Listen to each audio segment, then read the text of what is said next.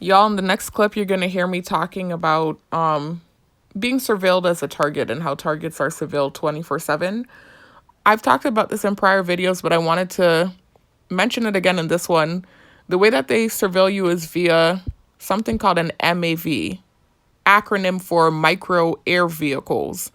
And there are links in the description box and comment section that share information about these drones, because they're drones, y'all.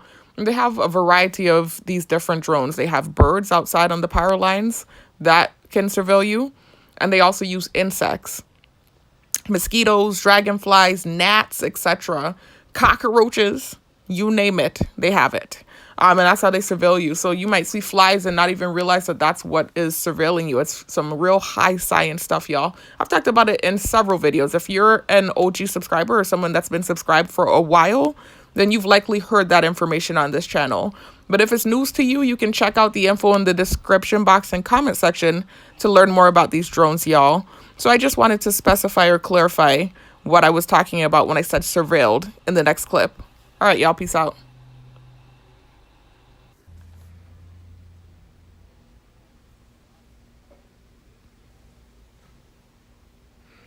Hey, y'all. This is just a precursor to the video you're about to listen to. In the beginning of the next clip, you're going to hear the typical intro that I do at the beginning, of all of my videos. Like I said, this part here that you're listening to is just a precursor for clarity. So what you're about to listen to, y'all, is a compilation of 2 different videos. The first video that you're going to hear in the next clip is a video I made yesterday documenting a fight that took place between a relative and myself. We got in a tumultuous, ratchet, hot mess fight, y'all. And I just documented it and defended myself with some of the things that was said in the fight. That's pretty much what that is. It's a hot mess, y'all. Embarrassing hot mess. But targeted individual. These are the things that happen. The reason it's so embarrassing, again, is because it's on camera. And if you're truly targeted, you know that you're being surveilled 24/7.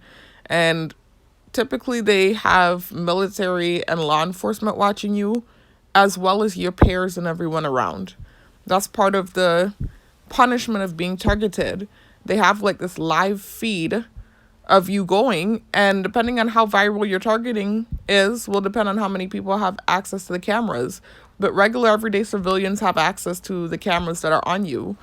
In the case of my targeting, the small island that I live on, that I was born and raised on, with a population of about 45,000 people, that whole population of people have access to these cameras that are on me. I keep relating myself to some sort of like bootleg reality TV star. I didn't sign up for this, but that's pretty much what it is. It feels like every day is an episode of Love and Hip Hop or Atlanta Housewives or one of those freaking ratchet ass reality TV shows, y'all. It's ridiculous. Or Married to Medicine, one of them reality TV shows, y'all. It's always some stupid crap popping off with my targeting, and sometimes it gets rowdy, it gets low down, it gets ratchet, it gets embarrassing, and you would never believe I was a teacher, man. I was a high school teacher for 2 years. At this point now, y'all, that was 4 years ago. If you know my full story, then, you'll have known what took place with me and my life, right, and where I'm at now. But I was a teacher for 2 years, from 2020 to 2022. Then I tried to relocate off island due to the targeting. I didn't know I was a target at the time, y'all. I didn't actually learn that I am a target until the end of 2022. That was when I learned, about my targeting, when I got back on the island that I tried to relocate off of in 2022. But nonetheless, been targeted since 2020, but I did not have cognition of the targeting until, like I said, the end of 2022. And at that point, I was no longer teaching. I knew something weird was going on. I sent, if you're familiar with my story, y'all, and what started my targeting, you'll know it started from me sending a text message summer of 2020. Anyways, after sending the text, the targeting started. I didn't know that that's what it was. So I thought it was just some weird, spiteful thing taking place on the island. And I tried to bear it out and bear it out and bear it out. And I realized the thing wasn't ending, and I tried to talk to certain family members about what was going on, and the conversations were gaslighting in nature, and nobody was acknowledging what was taking place. So I tried to relocate off island. I resigned from my teaching job, and I was doing security also at night to the side. I resigned from that, and I tried to relocate off island summer of 2022, and that did not pan out, right? If you know my story, you know what took place, y'all. The targeting attached itself to me. That's how targeting works. It follows you wherever you go. It blew up in the mainland in the United States. I had some adverse reactions. I shared some offensive Hebrew Israelite propaganda in my vehicle, and it was history from there. I ended up moving back to the island I tried to relocate off of, and the targeting had worsened. And so that's where I am now, y'all. So this is 4 years later after coming back on island and learning that I'm a target in 2022. So I taught years ago at this point now, y'all. It's been years. But still, you remember, of course, it's a small community too. It's still embarrassing. I'm desensitized now. It's not like this fresh, embarrassing thing where I want to hide under a rock anymore, but it is humiliating and it's a hot mess. And when moments like yesterday happened where I get in these tumultuous fights with, relatives or somebody in proximity of me, it's humiliating. The things that were said in that fight was a hot mess, and that's what led to me making the next video that you're gonna hear, y'all. So that's what the next video is. The first part of this whole video is documentation of the fight that took place yesterday between a relative and myself. Then I attached another video, y'all, to the end of that video. And that video is from about a week ago, y'all. It's a lot more lighthearted in nature. It's only 40 minutes worth of content, that next video. And it's just documentation of a conversation I had with ChatGPT. It's more positive, right? I'm trying to get some reading glasses. I have a slight astigmatism, y'all. And I had glasses in the past when I was in my 20s. I'm 34 now. And I do want to start classes again. I've been trying to keep y'all up to date with what's going on with my life. And basically what's going on is I'm trying to get my job back as a corrections officer. They've given me stable hours at the facility where I was a corrections officer. They gave me a night shift there. I got those hours back that used to be on my schedule.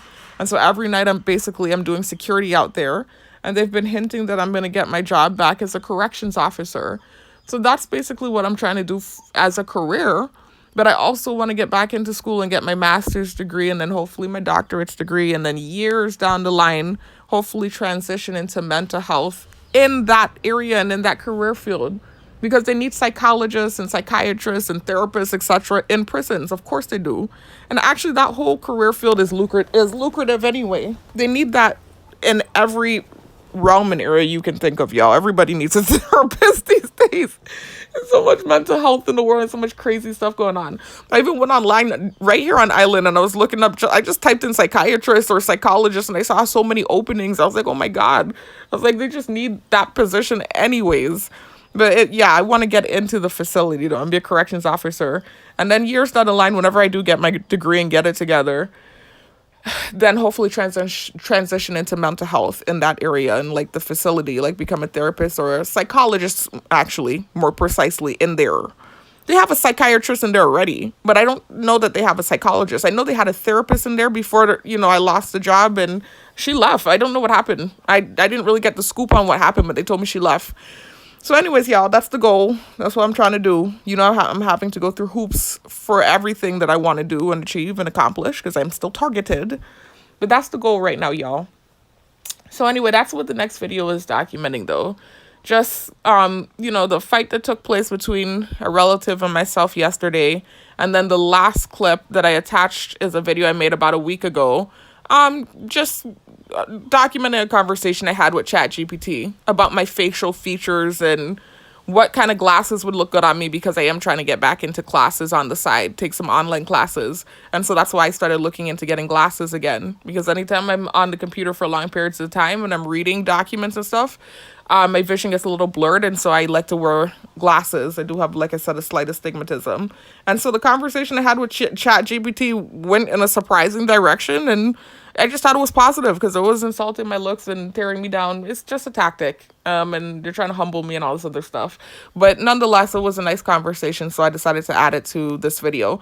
Only because it's been sitting in my phone, y'all. It's taking up storage. The only reason I didn't post it by itself when I made it a week ago was because I was planning to attach a workout update to it, and I didn't end up attaching the update. I decided I'm going to make the workout update separate and let that be its own separate video and let y'all see what my progress is now. So when I get around to doing that, I'll make that and put that up separately. So that's why I attached that clip from last week to this clip that I made yesterday documenting the fight. And also at the end of the video, y'all, after you hear both clips, so after you hear the documentation of the fight that took place between a family member and myself, and then you hear the clip I made a week ago, just like the 40-minute clip documenting the conversation I had with ChatGPT about my facial features, at the end of that, you're going to see a clip with me just showing you what I look like with glasses on and what my glasses back in the day looked like, because the glasses that I had back in the day are similar to the glasses that ChatGPT recommended that I get. And then I also did an update clip on the fight situation, because this morning, this is now the next day. Remember, I told you the fight happened yesterday, and I made the next clip you're going to hear documenting the fight. I made that yesterday. This morning, I went to the store. Well, first of all, I went to work last night, and I noticed that my phone was cut. So it seemed like I was getting punished for a fight that was out of my control. But anyway, the phone was cut. I went to the phone company this morning and some gang stalking activity took place. So that documentation is at the very end of both clips.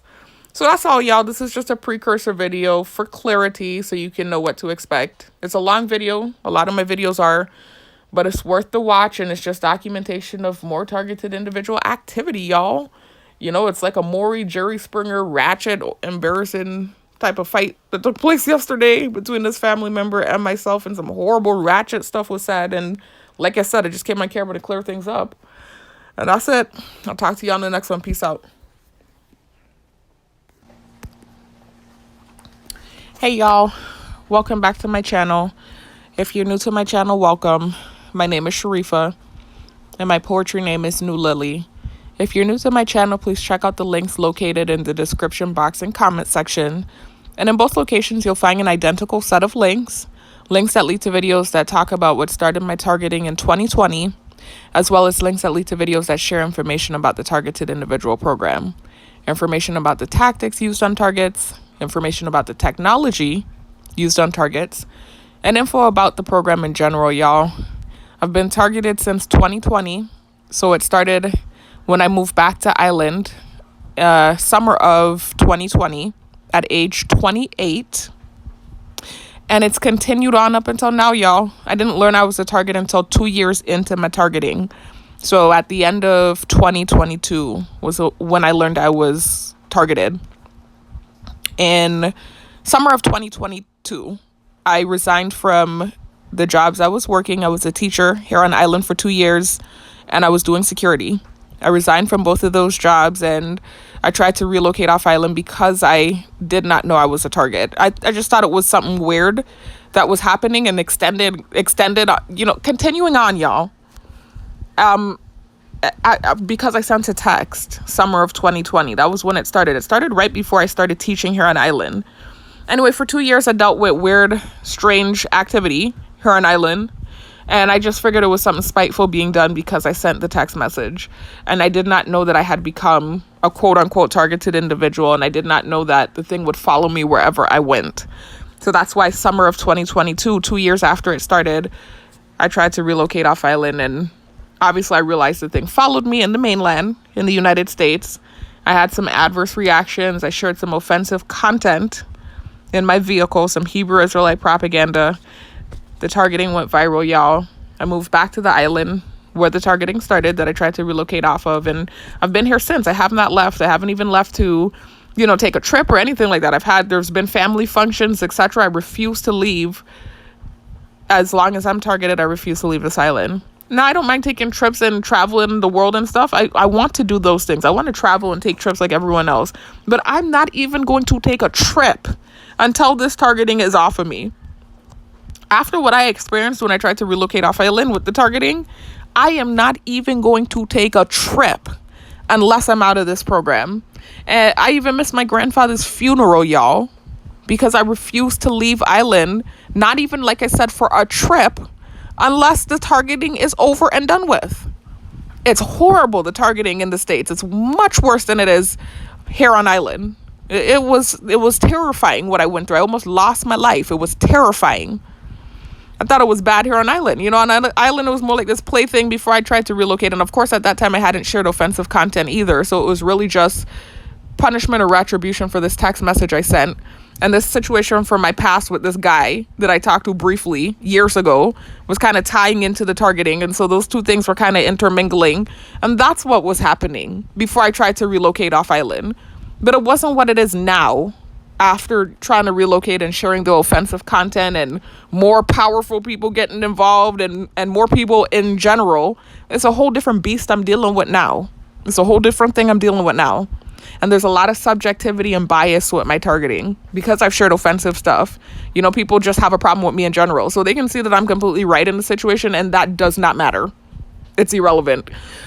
So that's what's going on, y'all. And that's what happens with a lot of targets. You get targeted for whatever reason you got targeted for. And then you have reactions due to the abuse and the treatment and the things that happen to targets. And then more people pile on and more unfair shit happens. And it's a cycle that it almost seems like you can't get out of if you don't get smart and learn and realize how to operate and try to, you know, get out of the thing. So I'm trying to figure it out, y'all. Year 6, it's like I'm doing a prison bid. I haven't even committed a crime. And I'm doing like a big, long, hard, you could say, prison bid. Physically, yes, I'm free. I'm not shackled. I'm not behind bars. But you know how it is when you're targeted. You're not free. You're surveilled 24/7. Oftentimes hit with energy weapons, unfair situations happening, gang stalking, monitoring, surveillance. You're not free. You're not truly living. You might as well be locked up. So anyway, nonetheless, y'all, so that's what's happening here. You know, still targeted and just kind of dealing with the ripple effect of the targeting. So this video is a continuation of what's been happening for the last 4 months, y'all. Those of y'all that have been keeping up with my videos, you know what I'm talking about. If you don't, then start here at this video, y'all. The part 1 video that says the sabotaging and gaslighting of the targeted individual. And in the thumbnail, you see me in my graduation attire.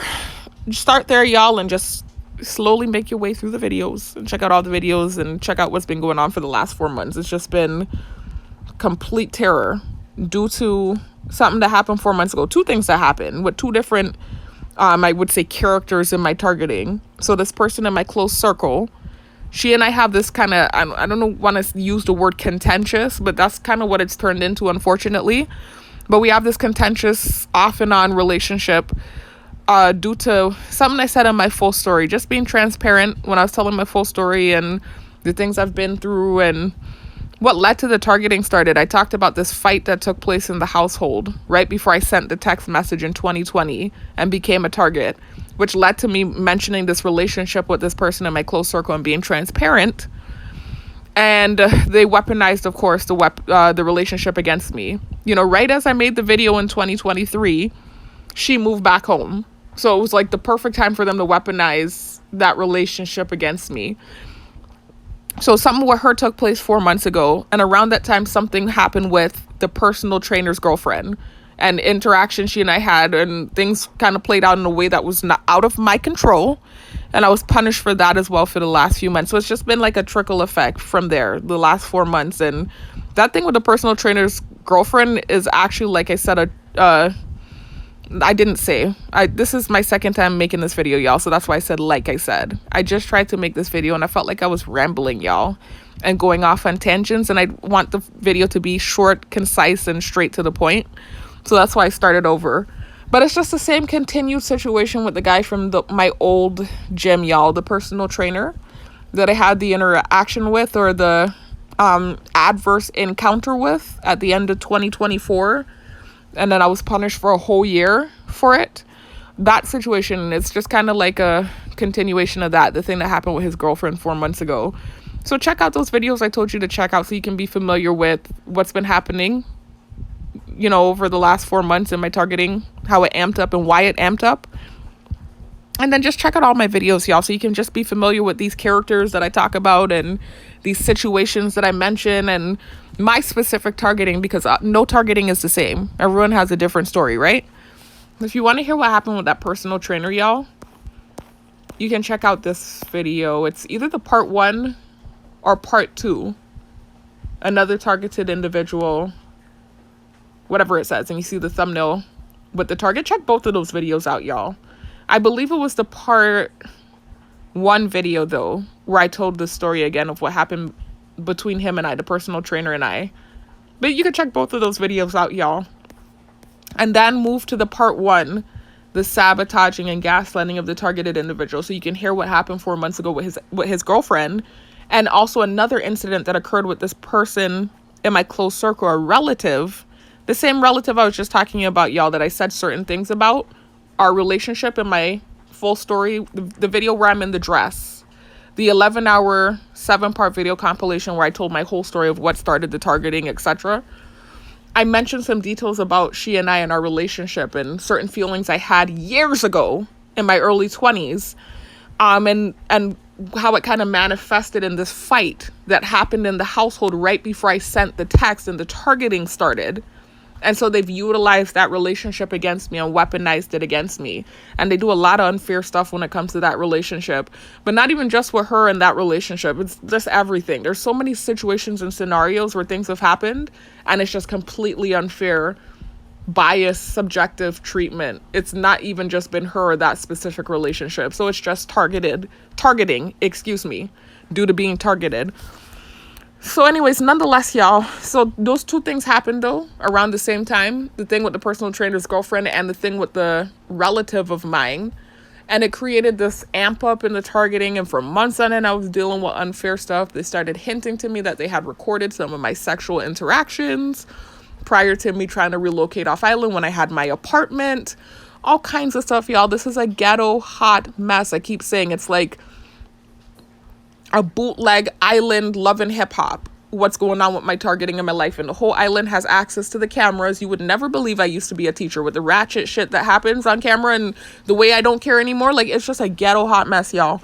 Anyway, so this is what's going on. It's island entertainment, and I'm not getting paid for it either. I keep saying it. It's like these reality TV stars that you see acting ratchet and all this crazy drama, and everybody's at the edge of their seat watching it, like Love and Hip Hop and Atlanta Housewives, even Married to Medicine. Doctors acting the damn fool on camera and amping up the drama, and they're getting a bunch of money and ratings and views. We're not getting paid for this exploitation. It's a bunch of freaking embarrassing stuff that be happening in this house and on camera, and we are not getting paid for it. Unadulterated access to pure entertainment, and we're not getting paid. Anyways, y'all, so that's kind of what happened today again, y'all. Another one of these moments, these ghetto hot ass mess moments on camera that the whole island got to view for free. So, the relative of mine, right, that I was just mentioning, that I said stuff about our relationship, when I made that video in 2023 talking about what started my targeting, and they've weaponized the relationship against me. And then I told y'all 4 months ago, something happened between she and I around the same time when something happened with the personal trainer's girlfriend that led to me suffering. Things that were out of my control, y'all. That led to me getting punished more and suffering more in the targeting. That same relative, I had an interaction with her today. But she started with me first. And the fight took a real dirty, crazy turn. The stuff she started telling me, I'm like, are you crazy? So it turned into this big ghetto hot mess fight, and we're both yelling ghetto hot ratchet shit out at each other, yelling each other's business out, airing each other out for the island to hear. So, it was a mess. So how it started, y'all, I was laying here on the bed, minding my business as usual in my room, and I was watching, just going through videos and stuff, and I saw that this older person in my close circle, a relative, sent a video in the group chat. Now, they're always sending stupid videos that they see online. I do it too. We're constantly sending videos, but what happens is with the targeting, I've talked about this. This is a form of technology that they use on targets. They do something called shadow networking. And I've shown examples of how it works, y'all. And I've talked about specifically what that technology is and how it's utilized on targets. There are videos in the description box and comment section, y'all, that shows this technology. So you can check out those links if you want to see how that works. I've talked about it in so many videos, y'all, too. Like almost every video I'm mentioning shadow networking. Another target was calling it targeting through the TV. But what happens is they hack all of your technological devices when you're targeted. And they can see everything that you're doing on your computer, your phone, any technological device. They can hear your phone calls. You know, it's more than just the Patriot Act. You know, this is some sort of shadow technology that supersedes the Patriot Act. Because the Patriot Act, you know, that was that thing that we signed when 9/11 happened, right? That we allowed into office, where now the military personnel and the government can listen to your phone calls and can surveil you and, you know, listen for terrorist activity. But with the shadow networking software, it's a little bit more invasive, where not only are they just monitoring, like, let's say phone calls, etc. First of all, they're honed in on you because you're the target. So everything you're doing is being monitored. They're watching your phone screen, you know, everything that you're watching, they're watching. But they take it a step further and they're using something called shadow network AI software. It's AI, y'all. This is an AI-based gridlock system program. So they can send you videos with sensitization in it. So it might seem like, let's say, for instance, in your targeting, the theme that they're sensitizing you to is stealing. That's just an example. Everything you click on might have the theme of stealing. So on your YouTube, let's say you like to watch sports. You're into football and you watch a lot of football stuff, right? Like you watch a lot of football videos. You will have the algorithm of football videos showing up in your newsfeed. But in every video you click on, somehow stealing is going to be mentioned. You click on one video and you see that this coach over the Steelers lost got his chain stolen over the weekend. You click on the next video, you might see one of the players for the Patriots' girlfriend stole from him. His wallet was missing and he found out she had his credit card. You know, like you're just constantly clicking and seeing the same theme in every freaking video you're clicking on, and you start feeling like, am I going crazy? And you know full well that this is something they're sensitizing you to, or something that's specific and you're targeting, and you're seeing it in everything. That's just an example. Another way they use it is like psychological warfare, to tear you down or degrade you or humiliate you.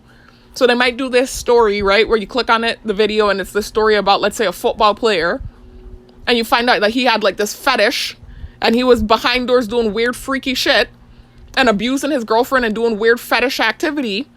And while they're talking about this football player and they're roasting him, you know how they do when they do these news specials and they're going in on the person sometimes? They might go in on the person and like, he was so creepy and weird, and when they went in his apartment, the things they found, and they'll do it, but in a way they'll be inadvertently roasting you. Like, for instance, some of the things that they find in his apartment might be similar stuff to what's in your room. Might not be anything weird either, but just this weird thing they do. I can't explain it, y'all. I've shown examples of how they do it. Right? Check out my videos, y'all, in the description box and comment section, and you'll see them utilizing the technology. One of the videos, actually, that's in the description box and comment section,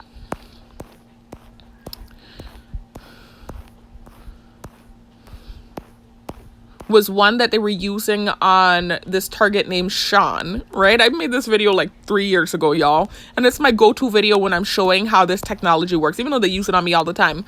That's the best, I would say, exemplary video that I have that can show you what it looks like when they utilize this technology on a target, right? It's part 3 example of the shadow network AI software. And the thumbnail you can see is the back of this man, right, with a blue sweater. And it says stalked by media, right? So I showed a clip from this target named Sean. He doesn't post anymore. I don't even know what happened to that man.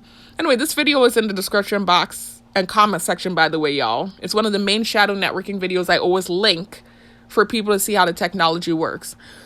Anyway, this guy in the thumbnail, right, was on Sean's screen, Sean the target, and Sean was in his apartment watching, right? First of all, the guy's name was spelled Sean. They made the guy's name be Sean. They were very bold with it that day. They made the guy's name be Sean, and it was spelled the same way the target spelled it, right? For me, I don't know. Maybe, I don't know if what I'm saying is correct, but when I went to private school, I knew a Sean, and he spelled it S-E-A-N, And I've known a few Seans that spell it that way, Sean. So I could be saying misinformation. It could just be my experience. But from my experience, I know the Shawn spelling of Sean to be the less common one. I could be wrong. It could just be the encounters I've had in life. But I know the Shawn version or spelling of the name to be the, in my opinion, the less, or from my experience, the less common spelling. The Sean in the video, his name was Shawn. And the Sean that you see on the screen in the thumbnail, y'all, because this was like a screen recording I took from his channel of them using the technology on him, and then I did commentary over it.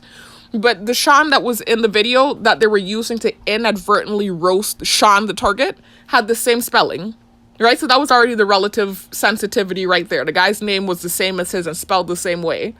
Then they're doing a new special on the dude, and apparently the dude was some sort of creepy-ass man that had killed some girl in his apartment and did some weird-ass shit, because this is what they like to do. They always like to send you the weirdest, creepiest individuals, characters, and start roasting the person and try to inadvertently, like, do this weird thing where they're roasting you. It's psychological warfare, and it's also a humiliation tactic.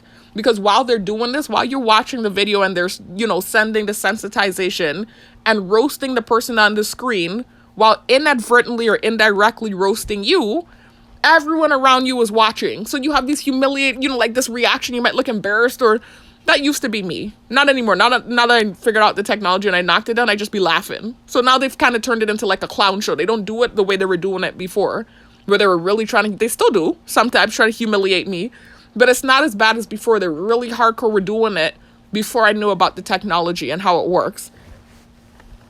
So anyway, the dude was some creep, right? And he killed some girl in his apartment. And in his apartment, he had similar cleaning items to the Sean, the target that was watching the video. So they're like, I don't know what's more creepy, the desktop skull or the ominous cleaning bubbles on the dresser. Now, of course, it's ominous. It would seem ominous, him having cleaning bubbles on the dresser, because you know he had a body hidden in his apartment. So he obviously killed her in there and cleaned up. So it would seem ominous, him having cleaning bubbles in his apartment. But the Sean that was watching the video didn't kill anyone. So him having cleaning bubbles in his apartment shows cleanliness. But it's still just that comparison, and you being watched on camera and you're already being ostracized and likely dealing with bullying and degradation and humiliation tactics, etc. Them saying this, you still feel humiliated. And then also, too, they used to like to try to come for, you know, different, it's just different stuff, tactics they were using, because they were trying to come for him, too, in that way, where they're trying to, like, you know, come for his self-esteem. I'm not going to say all the stuff they were doing, because there's something else the dude had in his apartment, and they're trying to make it like the dude was a greedy dude, and Sean had something similar in his apartment. So anyway, it was just, it's psychological warfare is what it is. And so they use it constantly, and constantly everything you watch, they're using the technology. So it's a part of the torture, where you can't even sit down and relax and watch a show. So you're already keenly aware of the fact that everyone's watching you 24/7, and then you're trying to watch shows in peace, and everything you're putting on has the sensitization in it, and oftentimes humiliating, degrading things too, indirectly directed at you. So anyways, now that I said that, right? So know that they're constantly on the technology. Everyone in here shares the internet. Yes, we have phones, right? We have our cell phone, we have our own individual cell phone plans. But then we also have the Wi-Fi for the house that we're all connected to. So they're sending the sensitization to everyone, not just specifically me. And so oftentimes I'll see family members send something in the group chat and it'll have sensitization in it, things that they've sensitized me to. This wasn't that. This wasn't anything like that. This was just a random video that, like I said, this older person in my close circle dropped in the group chat. It didn't actually really have sensitization in it. It was one of those few videos that didn't have sensitization in it. But of course, what was being said was negative and adverse. So the people in the background started doing noise campaigns just to try to create something. They always do that. It's psychological warfare. So you're dealing with the external and you're dealing with the internal. The internal is the technology that you're on, surfing the web, etc., clicking on videos that have sensitization. And then the external are the gang stalkers that have access to the cameras that are on you, that do noise campaigns. So anyway, she sent this video in the group chat about, you know, this guy, and basically they said how broke niggas slowly ease their way into moving into a girl's house, you know? And so it was like this step 1, step 2, step 3, step 4, step 5 kind of spoof-like video that this dude created, where he was showing like step 1, get the invite to the apartment. And so they showed him having like this fictitious conversation with this female, and then she invites him over to the apartment. Then he gets to the apartment and he said step 2. It said pretend to be what did it say? To be respectful of her space or whatever. So she's asking him to stay over and he's like, no, I don't want to encroach on your space or whatever he's telling her, right? Then step 3, leave an item over at her apartment. Just going through the steps. It was one of them funny kind of stupid ass videos. It was not for me. It was not one of those type of shadow network videos that was for me. But of course they're in the background making noise campaigns because they said broke nigga and they want to get under my skin. They know full well everything that's going on with me, They're obsessed with me. They know my story to the T. They know full well I'm not no broke nigga. They know full well I have money, and they know full well the life I had too before my targeting got this bad. But again, it's just another attempt at degradation and trying to get wrath out of me because they know it bothers me. That's one of the things I complain about the most. So anyways, y'all, they start doing noise campaign while the video's playing. So I start laughing at first. It doesn't take much for me to get mad. I'm not the same me I used to be. I used to be very laid back. It took the most to get me mad. Everyone that knows me truly knows me, not the people that knows me as a target. The people that truly know me, they know that. Out of all of my siblings, I have the most laid back, even keel temper. It took me the most to get mad. Now it's like the drop of a dime. Because I'm always being tried and antagonized and stuff, like it doesn't take much. My temper is like this drop of a dime, I can get upset. I'm in full control though, y'all. I don't lose control. I don't put my hands on people. Just yesterday or day before yesterday, this older person in my close circle was mushing me in my face. And, I'm a big 34-year-old woman. She mushing me in the side of my face and pushing up in my face. And I'm way stronger than her. I work out. I could take my one arm and probably fling her, just being real. And I didn't do it. I'm like, I'm going to call the police is what I was telling her. So even though I get mad in the drop of a dime, I'm in full control of my emotions and of my physical body. Because I was very upset with her mushing me in the side of my face like that. Anyway, nonetheless, my temper, though, it does go off very quickly. And I do flip off very easily these days. So anyway, they're making noise campaign. At first I started like with a light chuckle. I was like, I know they're not saying this. In my head, I'm like, I couldn't fathom that they were making it that guy was me. So in my head, I'm like, maybe they're thinking that I've had this experience before. When I had stuff, like when I had my car and my money and jobs and stuff, because I have dated a series of different men. I've had different experiences. I've dated every type of man you can think of. I've dated men that had money. I've dated men that were freaking broke. I've dated every different type of man. Trust me, I've dated it all. I have dated it all. I've had a very wide, eclectic experience when it comes to men. Anyway, oh, my back. Sorry, y'all. Hold on a minute, y'all. My back is sore, y'all. Sorry, I had to sit up. Okay. So I didn't know what they were when they were doing the noise campaign in the background. I didn't know that they were insinuating that he was supposed to be me. I'm like, there's no way they're insinuating that because I know they see that I pay rent in here. You have people that are big grown ass people living with their parents, not paying a dime. I'm a big target. I'm a whole target and I am paying rent. Every month I pay $300. And just recently I asked the person in my close circle if she could give me a break because my engine has gone bad. It's a head job. So it's a lot of money. I have a whole $500 thrown to the side for my check and all of that's going towards car parts. So anyways, I asked her for a little break. I was asking her if I could get a little break because right now we're in our grandparents' house, right? My grandparents passed away and the house was passed down to their youngest child. So my dad's younger brother owns the house, but he doesn't live down here. He's living in the States. He's been living there for years now, since my grandma passed away, actually, almost a decade now. He's been living up in the States. And so the house is just here. And so, we live here and they're paying rent to help him out, right? The younger brother, because he does kind of off and on struggle from what I understand where he's at, right? So that's why they're willing to pay rent. It's just kind of to help him out. But it's not no big expensive rent like that. This is a paid for house. This house is owned. It was owned by my grandparents. So it's not no big expensive rent. And there are multiple adults living in the house. My siblings and myself, not all of my siblings. My youngest brother is still in school. My oldest sister is married and living in the States. But 2 of my siblings live here and then my 2 parents live here. And then myself. So we're all footing the bill for the rent. And it's not no big expensive rent. I mean, just recently the person in my close circle was telling me something about the rent raise. And so we were kind of like, huh? Kind of confused about that. But for the most part, it's an even low bill that's being paid. So anyway, I just asked for a low break, so I could pay for this engine in my Jeep. I'm driving an old school Jeep, y'all. It's a 2007 Jeep. My father actually bought it for me. And I'm planning to pay him back. They make noise about my father buying it for me. And I keep saying, right, it's not that I'm not grateful. I'm grateful that he did buy me the Jeep. I was here on the island for about 3 years.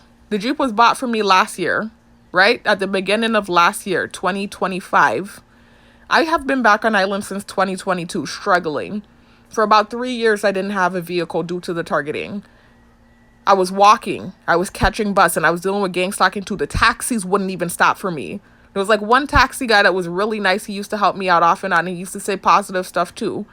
But I understood his position with things too, because they start to watch you side eye if you look like you helping the target or if you look like you down with the target. So anyways, it was difficult transportation. For years, I was struggling. I even ordered a scooter, y'all, saved up my security money because eventually I was able to start doing security again. I saved up my little security check I was making and tried to order an electric scooter. They sent me a lemon. I made a whole video about it, y'all. I've been making videos before I got that Jeep at the beginning of last year. It was a struggle for about 3 years without transportation. Nobody was helping me. Then I got the job as a correction officer last year. I just got the job. I start looking at vehicles. I believe maybe my dad just came into money around then because he bought a car for my brother as well. So I don't know if maybe coincidentally he just came into money and he bought a truck for himself. So I think he came into some sort of money. They don't tell me stuff anymore, really. So stuff be happening and I don't really be knowing what's going on. So I don't know if he came into money around that time coincidentally or what took place. But it had been like 3 years of me struggling and literally not having the means for transportation. And then at the beginning of last year, I got the correction officer job. And I was working security and I was making a decent paycheck. It was almost as much as I was making when I was teaching and doing security before I tried to relocate off island. And so I was looking into getting a newer car, actually. It's like something similar to what I used to drive. My credit was good. I somehow managed to fix my credit. Before trying to relocate off island, y'all, my credit was a 700 and change. I had a 700 and change credit score before I tried to relocate off island in 2022. The credit score was so good, I got a brand new car from Carvana in Florida, and I had a very low monthly payment because my credit was so good. I think I was paying $150 a month or something like that, and it was a brand new Sentra, right? I lost the car due to the targeting, right? I was being stalked. I couldn't keep up. I was supposed to go up there and do trucking, y'all. I had started the process of getting my CDL, right? I always have a plan when shit hits the fan. That's just the way I am. I'm a go-getter. And that's the way my mind works.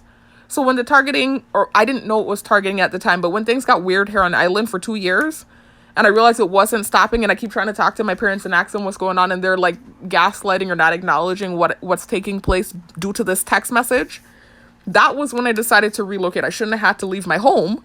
But I was like, okay, well, this is happening. It's not stopping. So let me just relocate. I have a degree. I have a good resume. Like, I just get a job anywhere.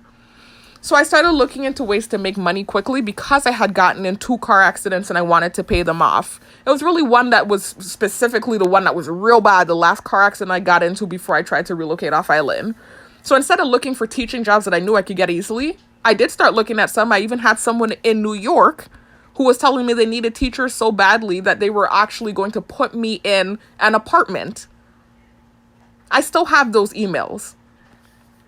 Anyway, instead of doing that, I decided to look into trucking because I was trying to make like a lot of money quickly so I could pay these car accidents off. And so I started looking into trucking and seeing how lucrative it was and how these truck drivers are making buku money driving trucks and how a lot of females, more and more females are getting into it. And I'm like, I'm a strong female. I'm independent. I know I can do this. And I saw how this, hate to say this, y'all, because the strip club just sent me a friend request on Facebook the other day. And they're trying to be funny now and off and on, sending me, these weird videos. But literally, there was this stripper that went and became a trucker. She was just a regular driver. And then she took her trucking money and she saved up and bought 2 trucks and became an owner-operator. Then she purchased an LLC and started her own trucking company. And now she's a millionaire. So that's what I was looking at. I was like, well, damn, if she can do it, I'm going to judge in her respect. If she can do it, then I damn sure can do it. I'm here teaching. I could definitely get this up off the ground. That's what I thought in my head.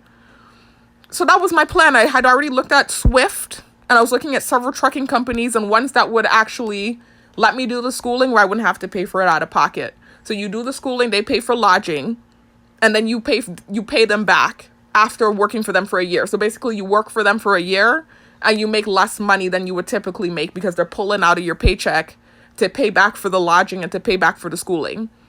So I looked at Indiana. I saw Indiana had a trucking company that did that. And I also saw that they had a low cost of living. And it was a decent environment. I did see like certain stuff about high crime rates in certain areas. But it looked like a decent place to live. So I was like, okay, I could do Indiana. So that was the plan. I had this whole plan that I had put aside for myself. I saved about $5,000. I packed up my stuff and I was trying to get started elsewhere just because things had amped up here and there was no leeway. Nobody was talking to me about what's going on. I'm trying to ask them or confront them about what's happening. They keep gaslighting me. So I'm like, okay, it's not going to stop. So let me try to relocate and start over. I didn't know the thing was going to attach itself to me and follow me and this and that was going to happen. All this crazy shit that happened. So anyway, so long story short, y'all, because I'm starting to get into the territory of telling the story again and not meaning to, of what happened to me. It's just crazy to me. The level of gaslighting that I deal with this thing, where how dare you pretend like I'm a homeless bummy anything. Anyway, so nonetheless, it's just a humbling thing, y'all, wanting to humble me and hurt me. That's what it's about. So anyway, trying to catch my breath, y'all. I just ate. And also I was in this intense fight. That's what this video is about not too long ago. And I'm under a lot of stress and stuff. And they hit me with energy weapons. I think they were hitting me with it just now. So feeling a little winded. Anyway, y'all. So obviously it didn't work out. You know what happened when I tried to relocate. This is what I was talking about, what led to the tangent. I was telling y'all about the car that I had and the car that my dad bought for me, right? So I had that car from Carvana that I had purchased because I'm thinking I'm going to be able to pay it back. I'm thinking I'm getting into trucking, not knowing that this thing would attach itself to me. So I got the car on Carvana, signed the deal, got into the whole contract and everything. So you know how that works. Once you're in the contract, you're in the contract. And I'm targeted on top of things. So they weren't trying to work with me. And things ended up blowing up and ended up losing the car. So I came home and, brand new car that I lost. And that goes on the credit report. They never put it on my credit report, though. Even though I had lost the car, they never put it there. So at the beginning of last year, when I became a corrections officer, one of the officers in there was telling me about this loan company that she was with. And she was telling me how she didn't really have good credit like that, and they worked with her, and she was telling me the credit score that you needed, and how if you have that credit score, they'll, work with you when you can get into payments with them. So I was looking at brand new cars is what I was looking at. And I had fixed my credit score, too, because even though that car wasn't on the credit score yet, my credit score still had dropped from the 700 and change that it was from the experience in Florida and in the States and taking out loans and credit cards and all this stuff went onto my credit score. My credit score went bad in the span of 2 years from me trying to relocate off island. So anyway, my credit score was bad, but it wasn't that bad. It wasn't like, one of those kind of credit scores where it's like, okay, this is going to take a while for you to repair. Like it was in the 600s, I think. And so I was fixing it and I had raised it. I went on there and I was paying off the bills that were on there. There was some car insurance for the car that I lost. There was a credit card payment on there. There was a medical bill on there. There was a few bills that were on there and I started paying them off slowly but surely. And my credit score started rising and it rose literally almost back to 700. Right? So then I just look on my credit score. Of course, I'm targeted and they have cameras on me and everybody's watching me. Sabotage, target, but then you would push in my face. Hey, you're just mad, wait till I get to what was said to me, y'all, with everything I've been through. So anyway, I look on the credit score. All of a sudden, the car that I lost 2 years ago from Carvana is on the credit score all of a sudden. All of a sudden, the car is showing up there. The credit score dropped 200 points to the 400s. So I was like, oh my God, are you kidding me? It's like major sabotage. And that's what I've been dealing with for years and then getting gaslit about it. And you would tell me about homeless person. Are you dumb? Anyway, so nonetheless, the thing dropped down to like 400 and change. But before that even happened, while I was still thinking that I was going to be able to get this newer car, that was when my dad came to me and said, hey, why don't you just let me buy you a car? You know, and so he started saying he's buying my brother a car and he could buy me a car too. And he's looking at cars on Facebook right now. And he was showing me these different cars, you know, these used cars, good quality, but used cars that he was going to purchase. And in my head, I was just like, I'm grateful. I'm so grateful that you're showing me this. It's not that I'm not grateful. It's just when I didn't have the means to get it myself is when I would have appreciated this. Now I'm here looking at cars, about to get a new car. I have the money to do it. I'm a correction officer and I'm doing security. Now you're showing me you're going to get me a car? When I was complaining and making videos about how the bus wouldn't stop for me and I was barely making money doing security and I couldn't get anything. And it's like now when I'm, you know, like this, I remember feeling conflicted. Like, I'm so grateful that you're doing this for me. I'm not an ungrateful child. But at the same time, now I'm like, when I'm about to get a new car and I have the money to do it myself, I'm like, when they sent me the lemon scooter and I was crying and making a video, that was when I could have used that, or when I was walking and trying to catch bus. So anyway, that's what it was. That's what happened with the car situation. So my dad offered to buy me the car and I told him no. I said, I don't want you to have to pay for that. I said, don't worry about it. I said, I have the money now. I said, I'm already looking at getting a car. He said, well, why would you get into car payments? I could just buy you a car, that good quality car that could last. And he was showing me the cars that they had on Facebook. And I said, well, don't worry about that, Daddy. I said, because this is going to look good on my credit report anyway. You know, if I can make payments on a car and pay it off, that's going to raise my credit higher. You know, and I do want a newer car anyway. I'm this big grown woman. You know, I've owned several new cars. I want to have a newer car. So I told him, don't worry about it. Don't pay for it. Don't worry about it. And it wasn't until they slapped the freaking car loan on my credit score, spitefully, and the credit score took a hit and went all the way down 200 points, that I realized I had no choice. Like, it was a hit. And then around that time, too, was when I lost a correction officer job. Like, literally, right when my dad bought me the car was right when I had lost a job. It was like maybe 2 weeks after I lost a job when he actually did pay for the car, but he was looking for it before I lost the job. So anyway, I told him go ahead and get it for me and that I would pay him back, and that was the plan, and that's still the plan. He paid $4,000 and change. I'm gonna pay him back. I had cars before I relocated off island that I paid off in full. One was $12,000. One was $9,000. I paid it off in full myself. And then there was a third car. What was the third car that I had? I'm trying to remember. No. It was just those two cars. It was my blue Toyota Camry, and then I had an Acura RDX. So it was those two cars. And then when I went up to the States, I purchased that car from Carvana. It wasn't paid in full. I was in a car loan with that brand new car from Carvana. That's what it was. So anyways, y'all, so paying back $4,000 is nothing. If you're working a job, you can pay that back. Even right now with the hours they're giving me doing security, even if they didn't give me my correction officer job back, and I stayed with the consistent hours I'm making now, I could easily pay back that $4,000 to my father. So that's the plan, right? I'm still planning to pay him back, and I am grateful that he paid for the car for me. There's no rift there or anything like that. It's not that I'm not grateful, but I'm just saying, you know, they started making noise, and they keep making noise every time I say that my dad bought me a car, but I'm like, I had my own cars that I paid for in full myself in the past. And when I did get the car, I was actually about to buy my own car. So it wasn't that I wasn't grateful for it. That's never what it is. It's just that I was going to get my own car anyway at that time. So I don't understand what they make the noise for that for. Anyway, so there was a time though where my dad came in clutch when our relationship was good, before things got weird with the targeting and stuff. When I was in school in Florida in 2018, 2019, when I was in school in Florida, I remembered he had got some sort of income tax money or something like that. And he bought me a car for like $1,000 and change. That was when our relationship was good. There was no drama going on. And he just bought me that car out of pocket. It was $1,000 and change. He bought me that car, and it was a good car. It lasted me for a while too while I was up there. It was durable. You could get good, cheap cars in Florida. You know, it's different up in the States, obviously. You got the car auction and whatever else.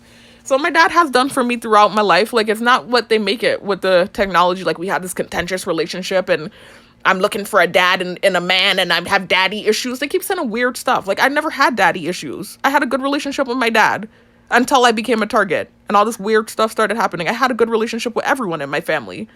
It was a little rocky with my mother in my early 20s because I had a stint of alcoholism for about 3 years. And that was around the time when the relationship with the person that I'm going to talk about in this video, the other relative, got contentious too.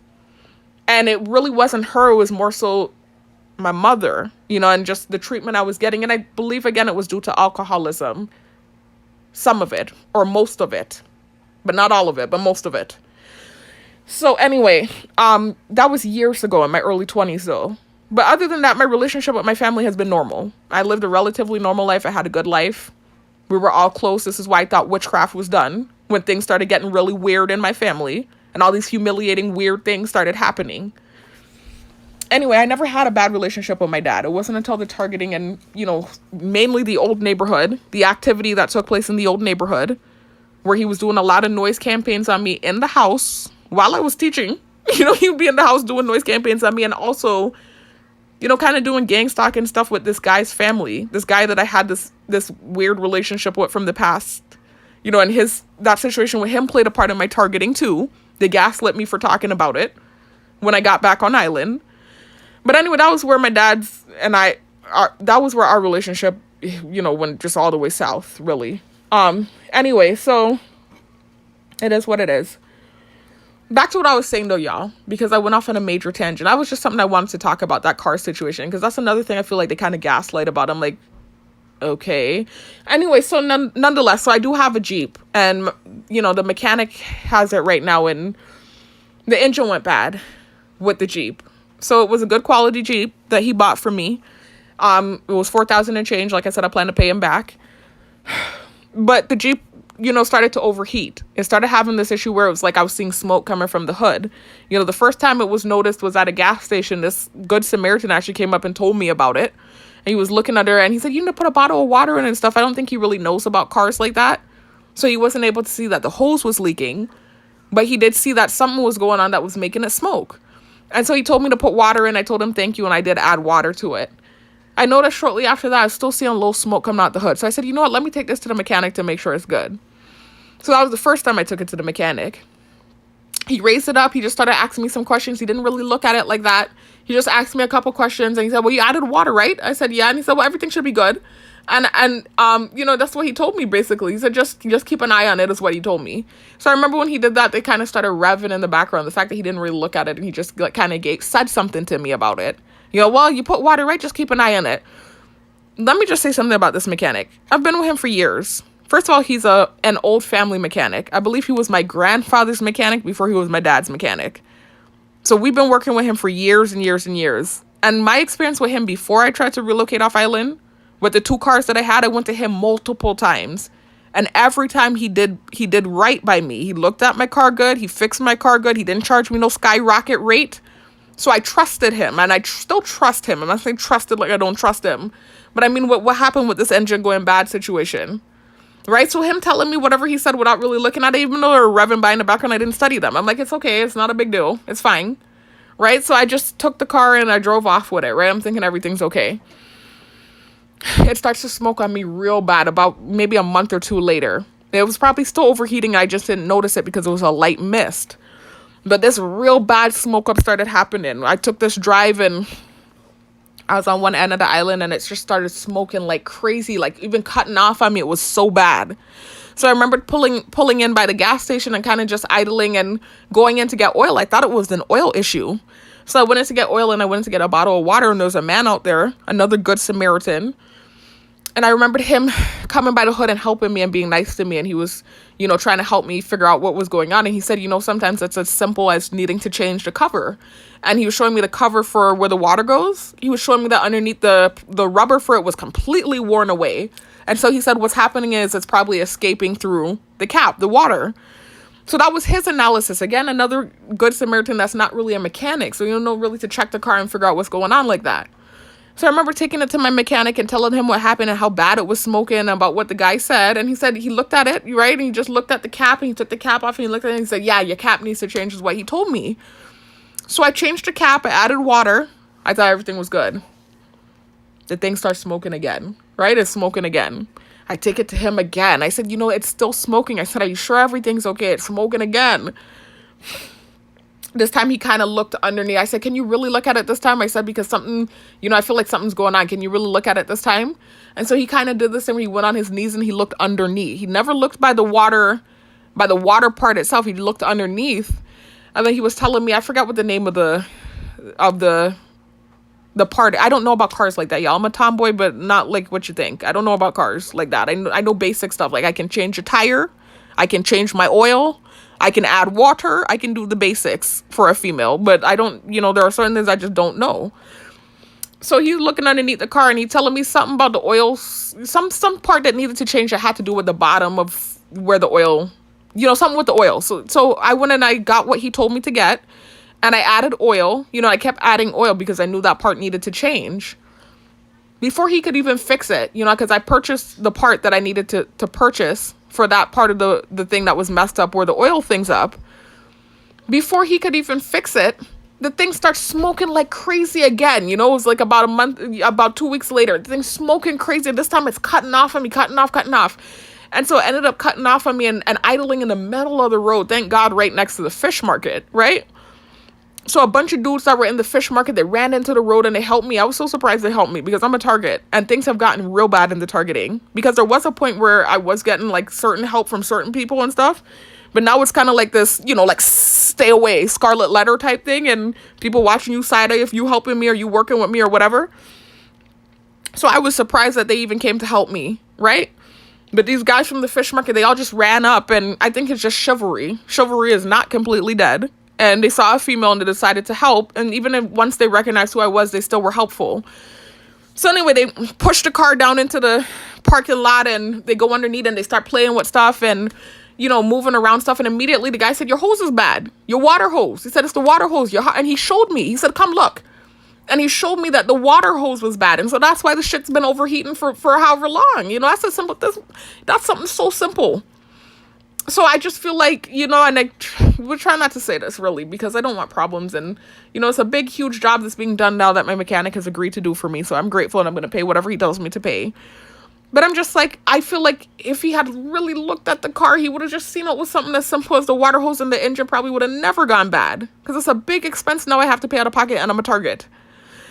Anyway, so they showed me that it was the water hose. The water hose was bad. That's what it was. So they said the water hose is bad. They said, you need to change your hose. You see? He said, look right here. You see the water hose? He showed me the water hose is bad. So I said, thank you. They said, don't drive it. Try not to drive it. Because one of them was telling me, look, we're going to add water. And because I was trying to see if I could at least make it to my neighborhood. I was like literally down the hill from my neighborhood. So one of them said, well, I wouldn't risk it. But maybe if you put water, we'll add the water and the oil for you. Maybe you can make it up the hill. There was another one that happened to know about cars for real. This Spanish one that was there. And he said, no, don't let her drive that. Don't let her drive that. And so I ended up having to call a tow and stuff. And while I'm waiting for the tow to come and I'm waiting for my ride. What happened was the tow pulled up and my mom pulled up to give me a ride. And so while I'm waiting outside for the tow truck to load the car up and stuff, this Spanish guy, the same one that was saying, don't let her go. He starts telling me everything that's going on. He said the water hose was bad. He started telling me that the engine need to rebuild. And he done knew off rip from looking at it because he's obviously a mechanic or something. He knew that the engine was bad. Like the head was gone. He telling me I need to engine rebuild. I was like, oh my God. I was praying the man didn't know what he was talking about. I was like, okay, let me just take it to the mechanic. And, hopefully that it's really not that serious to the point where it's a head job. I'm like, oh my God, hopefully not. Because typically they tell you if it's a head job, you might as well just get another vehicle. So I'm like, hopefully that's not what's going on right now. So I remember just politely listening to him and just praying he was wrong. So I remember taking it to the mechanic and I told him what the guy said. And he said, okay, well, let me look at it and I'm going to let you know whatever. So he had it for a couple of weeks and he told me he's trying this and he's trying that and he wants to see something. And then he'll know whatever.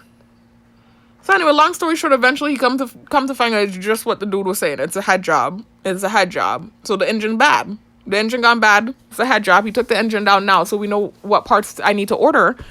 But long story short, these are all things I have to pay for out of pocket now. I have to pay $500 and change. Well, it's really $400 and change. Basically $500 if you round it.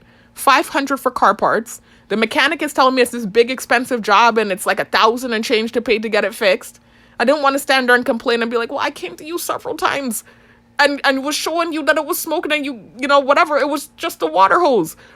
I don't want to complain because, first of all, I've been with him for years and I respect him. And I know I've never had an experience like this with him before. I think it's tied to the targeting and him being my dad's friend, to be honest with you, is what I think. But then also, too, it's just like, again, I'm targeted. So I know they're going to be revving up on top of me, because I remember when he wasn't looking at the car, and every time he said, well, just, kind of halfway telling me stuff and not really looking at it, they would rev by in the road. So I know if I try to now say, like, well, whatever, try to put my foot down about it, it's like, what can I do? So anyway, this is something I have to pay for. I just was like, whatever. I haven't given him attitude. I haven't been nasty about it. I'm just going to pay for it. Whatever. So I have to pay $500 and change for parts. And then now I have to turn around and pay him $1,000 and change for the labor, because it's a big job. He had to take the engine out, go inside the engine, and then he's going to have to put the engine back inside. So this is where my money is going and why I'm struggling, because even though they've given me more consistent hours doing security and they're hinting at giving me my old job back, they're hinting at it. I haven't gotten my old job back yet. I'm doing security at night. So yeah, I'm making more money doing the security because now I have more consistent hours, thank God. But this is still a big job, and I'm still just a security guard. I'm making $10.50 an hour. So anyway, I have to pay, this big fee. And so this is why I asked the older person in my close circle if she could give me a break. I said, I know I have to pay the $300 every month, but we're in my grandparents' house, like I said. So it's not like you're paying to some big landlord. This is all family. It's a house that was owned by my grandparents. Anyway, so I'm just like, can you give me a break? I said, just this month. I said, I'm going to pay you back. I just need to pay for car parts, and, I'm trying to get the engine fixed. The whole engine went bad.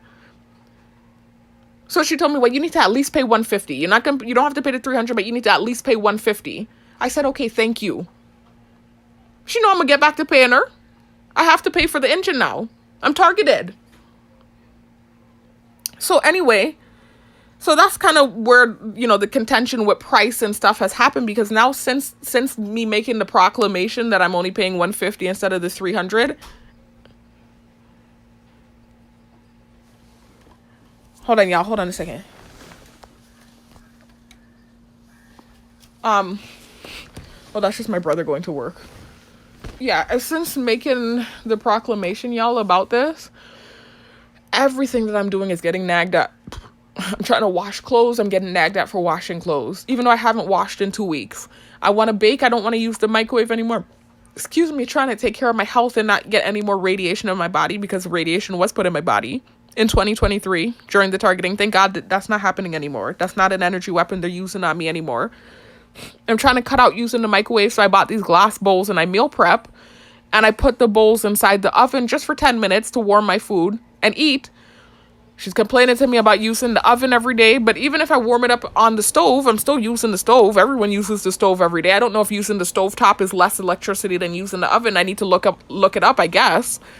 But she's nagging at me about that. Like, everything I'm doing is getting nagged at now. And so it's creating this false narrative with the technology about me being broke. Not true. I'm not rich, but I'm not broke. I'm making $900 and change every 2 weeks. Ridiculous for someone with the experience and resume that I have, but I am making something. I'm not broke. So anyways, y'all, that's what kind of is happening now. And so why I think they were purposely in the background trying to make noise when that video that was sent was playing about broke niggas moving into a girl's house. Mind you, I would have been the girl in the video, because literally just a few years ago, prior to the targeting going viral and blowing up the way it did, I had my own apartment. I had paid for 2 cars in full on my own, and I was working 2 jobs. I was teaching and doing security.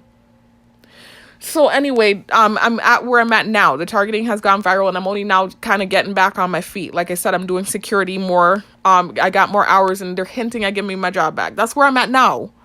I'm a target.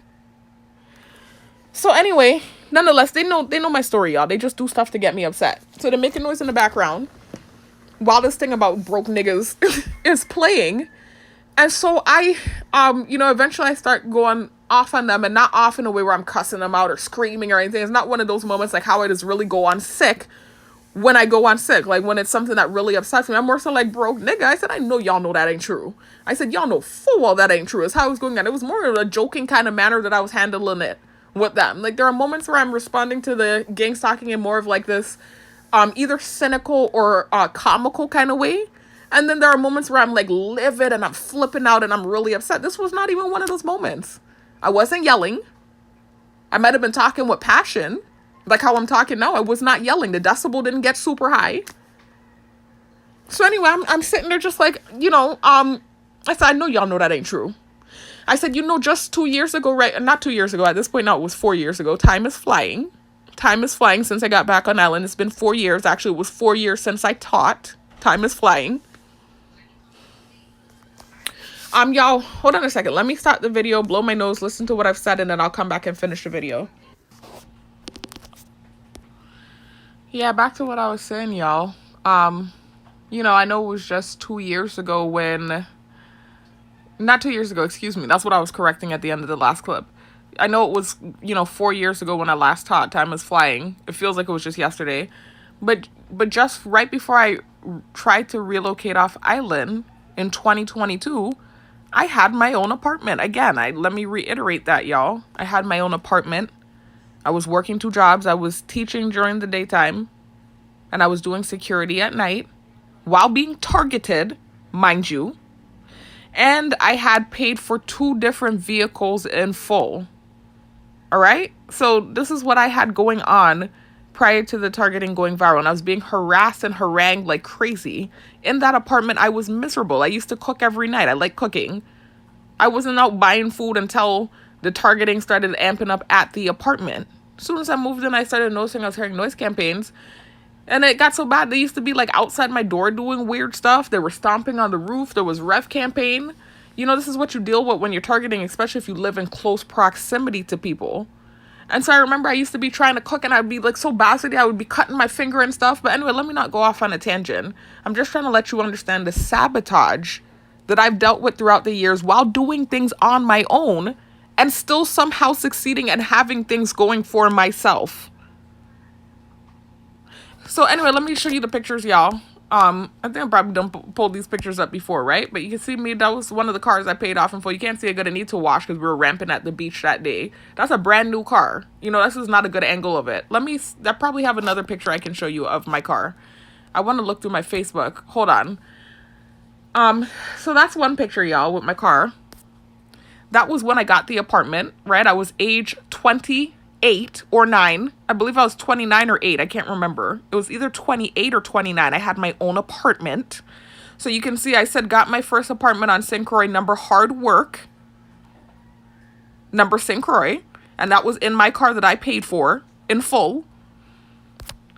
These were just me cooking, man. I used to be cooking. Like you can see I had an actual apartment. Utilities, everything, y'all.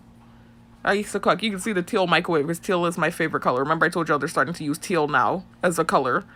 Thank God. In the target, remember they do color sensitization. They've been using teal a little bit on me. So anyway, I think I probably could find a better picture of my car, I'm sure I have one on Facebook somewhere. I just don't feel like digging through pictures and stuff, trying to find a picture of this car. I think I have something somewhere that I have something. That's inside my car. That was inside my car. Hold on, y'all. I'm gonna see. That was inside my car as well. You can see I even had seat covers. That car used to be clean. You could have ate off the floor. It was so clean. The AC worked, everything. That was inside my car. That's kind of a picture. You can't see it clearly. It's not, I said rainforest kind of day. I always take drives and stuff. And I said gave my baby a fresh. I was washing my car all the time. You can see I said I missed my car. I had it tinted. I had rims, everything. You can't really see it good in this picture. Brand new car. Still can't see it good, but this is inside my car. It's completely different to the vehicle I'm driving now, where it's an older car, and still grateful for it. I'm not complaining. At least I have something. I'm not walking. But I'm saying what I'm saying because of what was said to me in this argument. And the person was all up in my car and in my apartment when I was 29. That's why I think it's crazy. I'm like, are you losing it? Anyway, y'all, so yeah, that's what I have. I'm sure I have more stuff somewhere. Anyway, so nonetheless, y'all, they're doing noise campaign on me in the background while I'm watching this video that was sent into the group chat by this older person in my close circle. And I'm looking at it, never thinking they're gonna try to make noise campaign as if that guy were me. Moving like the broke nigga moving into your house, because it's literally talking about a relationship, talking about those females that are working and taking care of business, and they get up with like a dude that's not really doing for himself, and the guy move, you know, much situations like that happen where the dude will move in with the female and kind of use the female that kind of way. He might really genuinely like her or care for her, but he's not doing for himself, and he's moving in and, you know, kind of leashing out. That happens all the time. I've seen it. I haven't personally dealt with it myself, thank God. But there have been moments where I've dated guys that haven't had money. That's happened in the past. I've dated guys that had money, and I've dated guys that didn't have money. But if I feel like you're trying and you have some sort of ambition and maybe you're just like having a down time, I'm not a judgmental person and I really like you and it seems like you're trying and you have ambitions and it's like, okay, maybe it's just a moment where things aren't working out and you're trying, then okay. But if you're just like bumming it around and you don't care and you're just trying to leash off a female, then no, you. I've never dated that type before. Anyway, so nonetheless, I've never been through it before, but at the same time, I've seen it happen with family members before. I've seen it. So that's why I thought it was funny. Everybody has had a friend or a family member, somebody that's dated a dude or themselves that's been in that scenario where you date somebody that's kind of trying to leash off you. So that's why I was laughing at it. That's why I thought it was funny. It was hilarious to me. And then until they started making the noise campaign in the background, I'm like, wait a minute, are they trying to make it like that's me? I'm like, are you stupid? He's literally saying broke nigga. He's not working, but he's moving into your space and trying to come live with you and then acting like he's doing stuff around the house so that you'll keep him. I am working. I know people, grown adults, by the way, in their 30s that stay with their parents that don't pay not a drop of rent. I am targeted and working and paying rent. And I only ask for a little leeway now because my engine went bad and I'm having to pay for a whole head job, which I believe also was due to targeting anyway. So anyways, y'all, nonetheless, it's just crazy to me. You know what my life was before I tried to relocate, and you know what was going on that led to me trying to relocate. Really? Why do I have to sit here and make a video and talk about what you already know so that you won't gaslight me?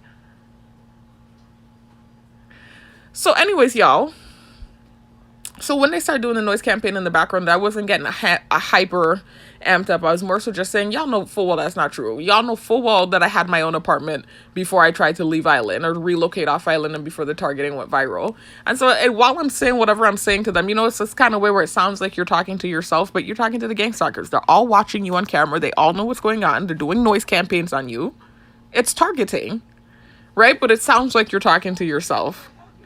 So anyways, while this is happening, I just head over to my Facebook and I'm about to pull up the pictures of my apartment and my car, you know, to show that they're full of BS. You're gaslighting, right? So while I'm kind of having this conversation with them and heading over to Facebook to show you the pictures I just showed y'all, right? With me getting my apartment and the car that I paid off in full, etc. I hear a knock on my door, and then the person that this video is about opens the door and says, hey, you're talking kind of loud. And she said, can you just quiet down your voice? I said, talking loud? I said, I wasn't really talking loud. And she said, you kind of were, so quiet down now, okay? Quiet down. Like she's talking to a dog or something. So I said, no. I said, I'm not going to quiet down. I said, I'm in my room. I said, you know how many times you have been by my door talking really loud? This is what the irony, not irony, that's not the right word. People use that word out of context, y'all. Not irony. But this is what I think is comical to me. It's like, you of all people, like so many times, even just recently the other night, they were revving by when she did it. She'll purposely be by my door. I don't know if she's doing it purposely or not, or if it's literally just horrible timing on her part, but constantly loud, super loud talking by my door when I'm doing stuff. Like I started doing a poem night before last. It was quiet in the house. As soon as I start doing the poem, she comes out and she's screaming on the phone. She's talking so freaking loud. I said, wow, I said, somebody's talking real loud on the phone. They start revving by in the neighborhood. That's why when I started talking about it earlier, they hammered because they watching everything. They saw it happen. That's not the first time. There's been so many times where she's on the phone and she's talking super hard. There was a time where she was doing a commercial, and this was tied back to the initial thing that happened with she and I, right? And so she started doing this commercial that had a bunch of sensitization in it. She's in the bathroom screaming, rehearsing for the commercial. I'm like, damn, why is she so loud? Even still, I didn't go and tell her anything because I don't give a rat's ass. I don't care. But she's well invested in what's going on in my room. I'm here going to bat with these people because they're gaslighting and trying to make it like I'm this homeless whatever when they know full well I work hard. They see what's going on and they see that I work every night, even if it's security, as a target. And they see that I'm working to get my old job back as a corrections officer. They also know that I plan to go back to school and get my master's. Another thing that's been sabotaged that I'm having to hop through hoops for. I have to hop through hoops for everything. I have a whole 3.5 GPA and I have to hop through hoops to get back into school. You gaslighting. Are you serious? And things are basically handed to you on a silver platter. Are you crazy? Are you dumb? And people pulling all kinds of strings. I'm doing things by myself and being sabotaged. I just thought it was insanity, the things that was said. I was like, the gaslighting.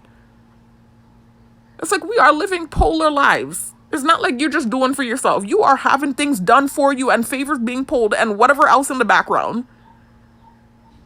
For me, I am actually being sabotaged. That same relative, right, that we got in the big fight with, she fought to bat for this person to get back into school when she was doing bad in school. Fought to bat for her to get back into school.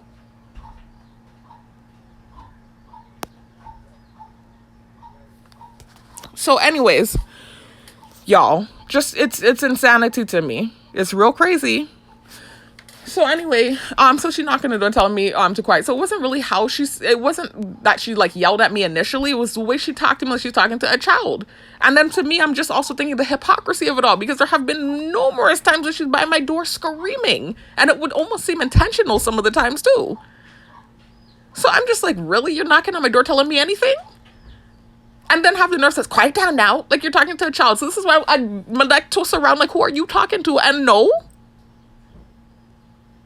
So that's why I said no. I said, I'm not going to quiet down. I said, I'm in my room. I'm talking to myself. When you're out there being super loud, you're being super loud. I said, I don't need to quiet down. She starts going off. And they always make it like I have a temper. She's not even targeted. This is just her temperament. She and my mom used to get in physical fights because of the temperament she has. It's gotten a lot better over the years. It was real bad before. When she first got back on island, they saw it. We got in physical fights. I had to beat her up because she was doing the same thing, like, fight me, the same thing she likes to do, man. And in the car, she was doing it, and I literally had to beat her up. I didn't want to do it. She kept grabbing at me, and it got physical. At least now she's controlling her hands. And she started pulling my braids out, pulling my hair, and I had to pummel the girl. I had to pummel her. And I am stronger than her. She's bigger than me, but I'm stronger. I've always been more athletic.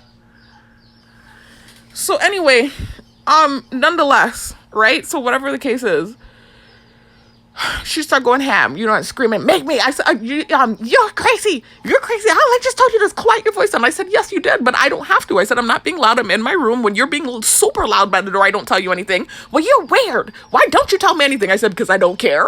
I said, close my door. I said, I don't care. Close my door. She said, no, make me. She said, I said, listen. I said, don't make me get up and really make you close the door for us. She said, really? Make me like she want to fight me. Make me. I'm like, listen, girl, you know how I look right now. I do not want to have to pummel you. Like, I said, please just close the door. I do not want to fight you. She going ham. Make me. I'm like, what the heck is going on? Right? She started going ham. I'm like, is she losing it? And she kept using this weird word because the dude's girlfriend used it, right? The dude's girlfriend, when she was having the malfunction in the gym and her eyes started twitching up and whatever else because she saw my picture, she started calling me weird and all these weird adjectives to describe me because she felt intimidated by my picture or whatever what was going on in that moment, whatever it was, right? That I got punished for. Ever since then, this one here now, the person in my close circle, all of a sudden she picked up using the adjective weird to describe me. I'm like, you're weird. I said, you're obsessed with me. This is why I started saying that, because she started throwing insults first. I said, you're obsessed with me. I said, you're doing everything that I'm doing, but you don't care for me. You don't like me as a person. You're doing everything I'm doing. I said, you're weird. You're obsessed with me. She said, I'm obsessed with you. She said, you're creepy. You're wearing dark shades. Look at you. You're wearing dark shades. I said, okay. I was leaving the house. I'm wearing dark shades and... She's like, you're wearing dark shades. You're wearing dark shades. You're just mad because of my success. And you're just mad because I have a brand new car. I'm like... She said, and I'm 29. I said, okay, so you forgot that at 29 you were in my brand new car and in my apartment? I'm like, what are you talking about, bro? I'm like, listen. So I was just going back and forth, and she started getting real low with it. Started talking about this dude that I had intercourse with at the bus stop. This is what she starts saying. This is why I said it's a ratchet ghetto ass mess that these people are getting to view on island.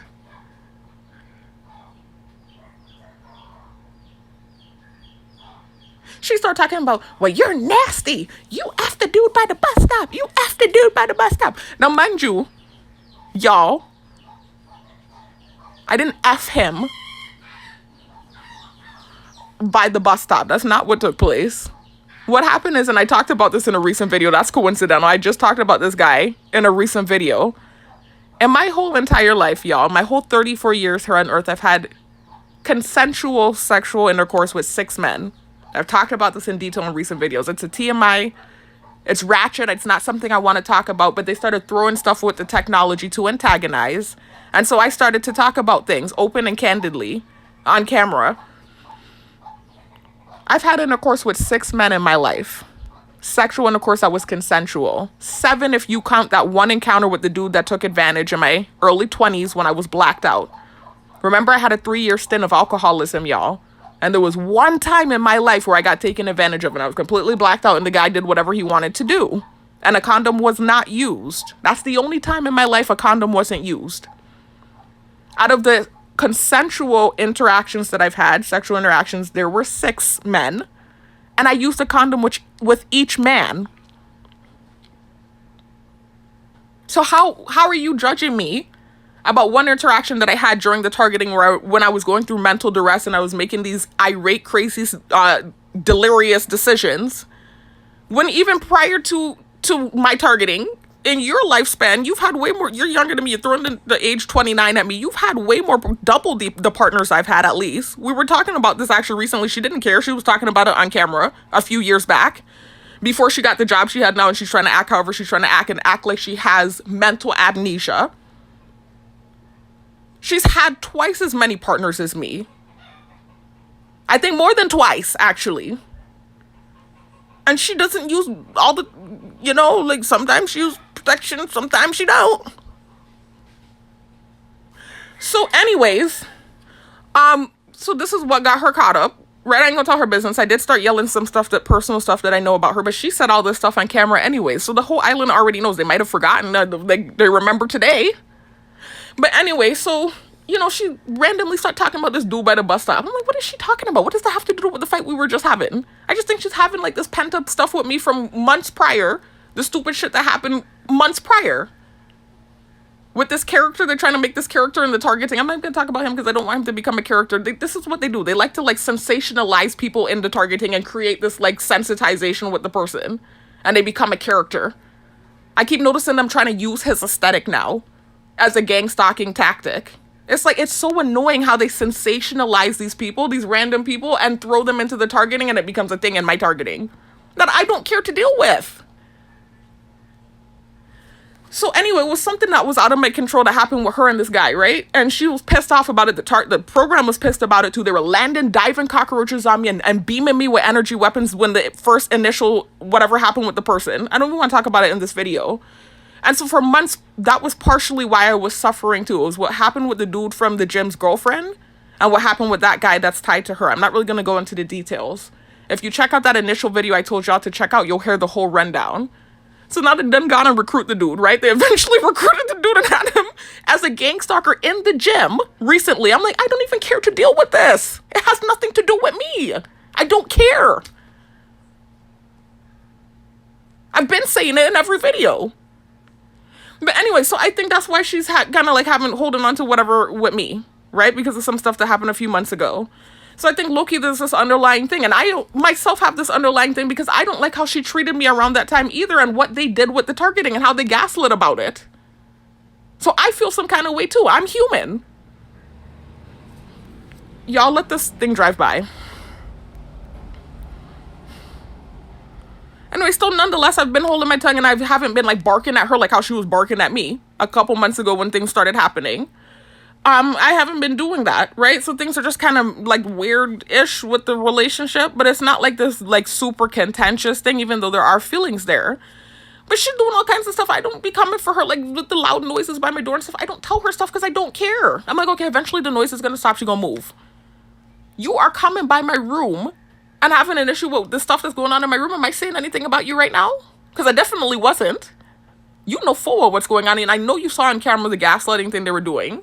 I think she maybe just didn't want me to go show the apartment, even though everyone knows I had an apartment and that I was a teacher and I had cars I paid for in full at 29. So anyway, I don't know what it was, but she just started going off, right? And so when we start going back and forth, she started, saying low down stuff. First it was calling me weird, and then talking about how I'm nasty and I f this, this vulgar, disgusting stuff. But I f this dude by the bus stop. First of all, I didn't have intercourse with him by the bus stop. What happened was I think it was 2021 or the beginning of 2022. I can't really remember, y'all. I was candid with y'all in several videos. Let's go over to them right now because I already talked about this. So you're not exposing anything. These are all things I've already talked about.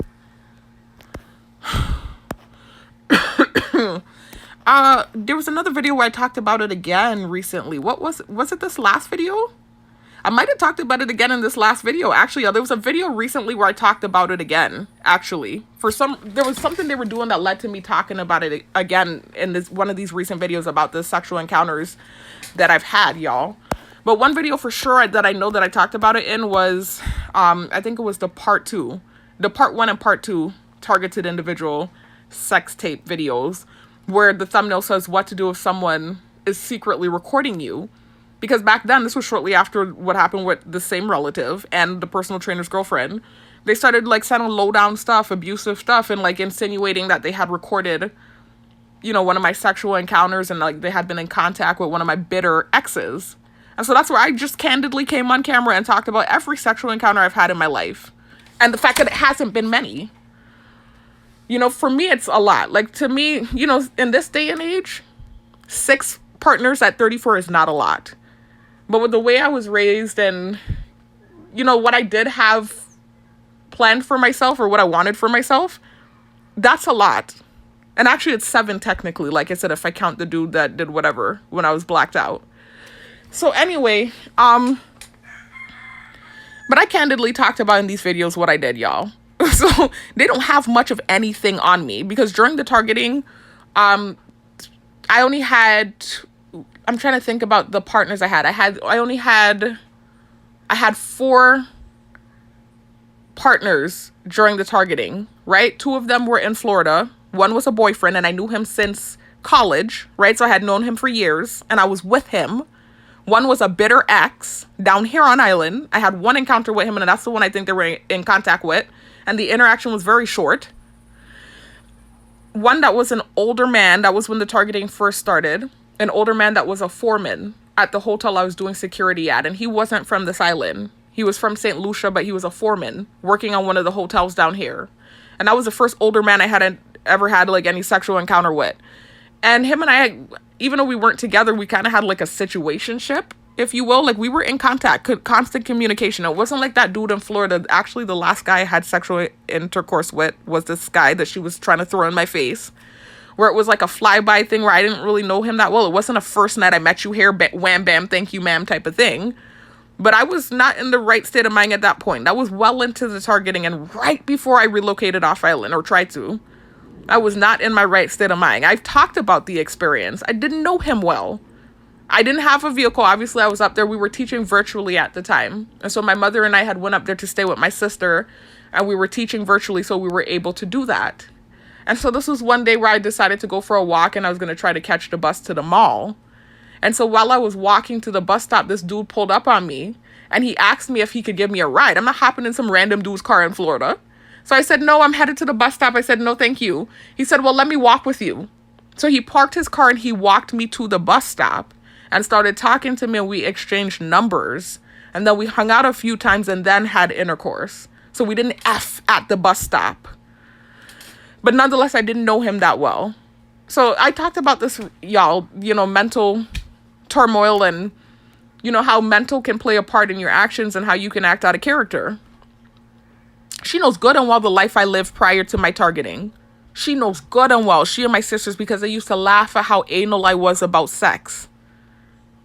So for you to try to throw that in my face when we know what your history is and my history, you thought I forgot?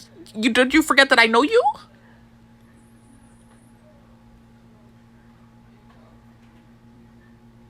Okay. I was like, are you crazy? Anyway, so nonetheless, not to, lambast like that, because I'm not judgmental. I have had many friends that were very promiscuous, and I don't care. I'm not judging you. I don't care what kind of life you live or chose to live. You can live how you want. The Most High gave us all free will for a reason. And I'm not perfect, so I'm not judging anyone. I was an alcoholic at one point in time in my life. So I'm not ever going to judge anyone. But for you to try to throw that in my face when you know I was going through mental duress, you know full well that's out of character for me. And you know the experiences you've had. I'm like, huh? I had to do it. I had to do a double back in my brain. I'm like, wait a minute, what? I started saying some real vulgar stuff because I know a lot about her. We know each other. We're relatives. We know everything about each other. So I started saying some vulgar, low-down stuff too. I'm like, you're calling me nasty, but this and that and the third happened, is what I said. Started exposing stuff. She's already said these things on camera though, so it's not like I said these things and they hadn't. She had already talked about this candidly on camera prior to, you know, things, whatever. When she had first got back on island, when she first moved back on island and didn't really care. We talked about all of that stuff. On camera, she used to be saying the stuff. I wasn't saying it. She doesn't care. Now she's trying to act this kind of way. It's like, I don't know if she's having some sort of mental, she thinks she can erase the past, or I'm still me and you're still you. And we still live the life we lived. So anyway, y'all, it just got real crazy. The whole argument got really gaslighting and hypocritical and crazy to me. So when she said the bus stop thing, I started, you know, just lambasting her. I said, you're calling me nasty? I said, I've only had 6 partners and I use condoms. And I started going ham on, you know, some of the experiences that I know she's had and the fact that she's had way more partners than me and she's younger than me. It just got real low and gnarly, y'all. It's just, this was just terrible. It was terrible. So that's what it was though, y'all. It was this ghetto ratchet fight, but I just felt like I needed to come and defend myself before it turned into something because I know what they do. They'll see something and they'll see that I'm completely right in the situation and they'll still gaslight and then the whole island will be wearing green. Like, it's just this weird thing they're doing and I realize now it's just tied to the targeting.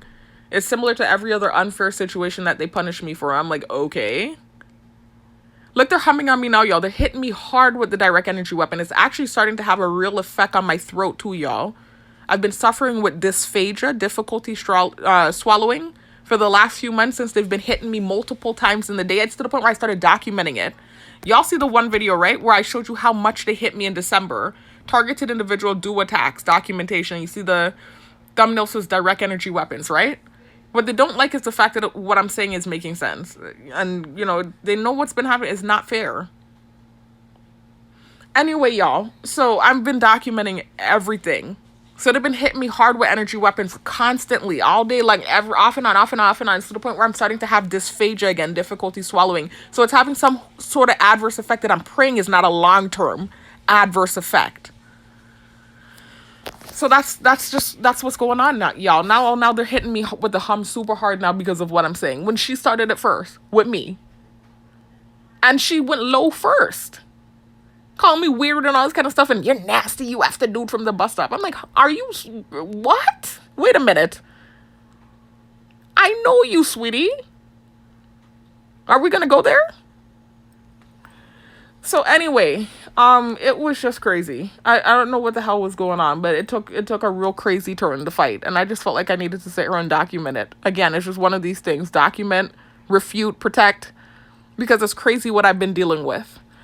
Anyway, y'all, so that's it, y'all. Just another ghetto hot-ass mess for the island to enjoy. I'm sure the eating popcorn is sitting back enjoying the show.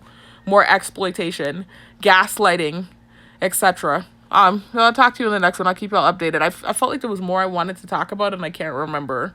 It was really just talking about what took place with this person in my close circle, because it turned into this big ghetto-ass brawl over stupidness. Where she could have just left me alone. She's always by my room screaming. I don't tell her anything. And it actually interrupts what I'm doing, too, and I don't tell her anything. Anyway, I'll talk to y'all in the next one. Peace out. Y'all knew there was more I couldn't remember. This is why I was, like, feeling weird. I was like, I'm ending it here now, but I'm like, I feel like there's more I'm supposed to talk about. I couldn't remember because they're hitting me so hard with the direct energy weapon, y'all. I'm flying the mosquito back and forth, trying to freaking, confuse me. But just in reference to what she was saying about the age 29 thing, I mean, I already showed you all what I had going on at age 29. But even recently when we were in school together, like, my mother actually literally basically begged to get her back into school. she graduated, which is good. I would never be, looking down on you. At least you got your degree and you made something with it, right? But like you struggled to graduate. I graduated with a 3.5 GPA. And I didn't have my mom begging for me to get back in school. It was figure it out. So that's what I had to do. I figured it out and I did it on my own.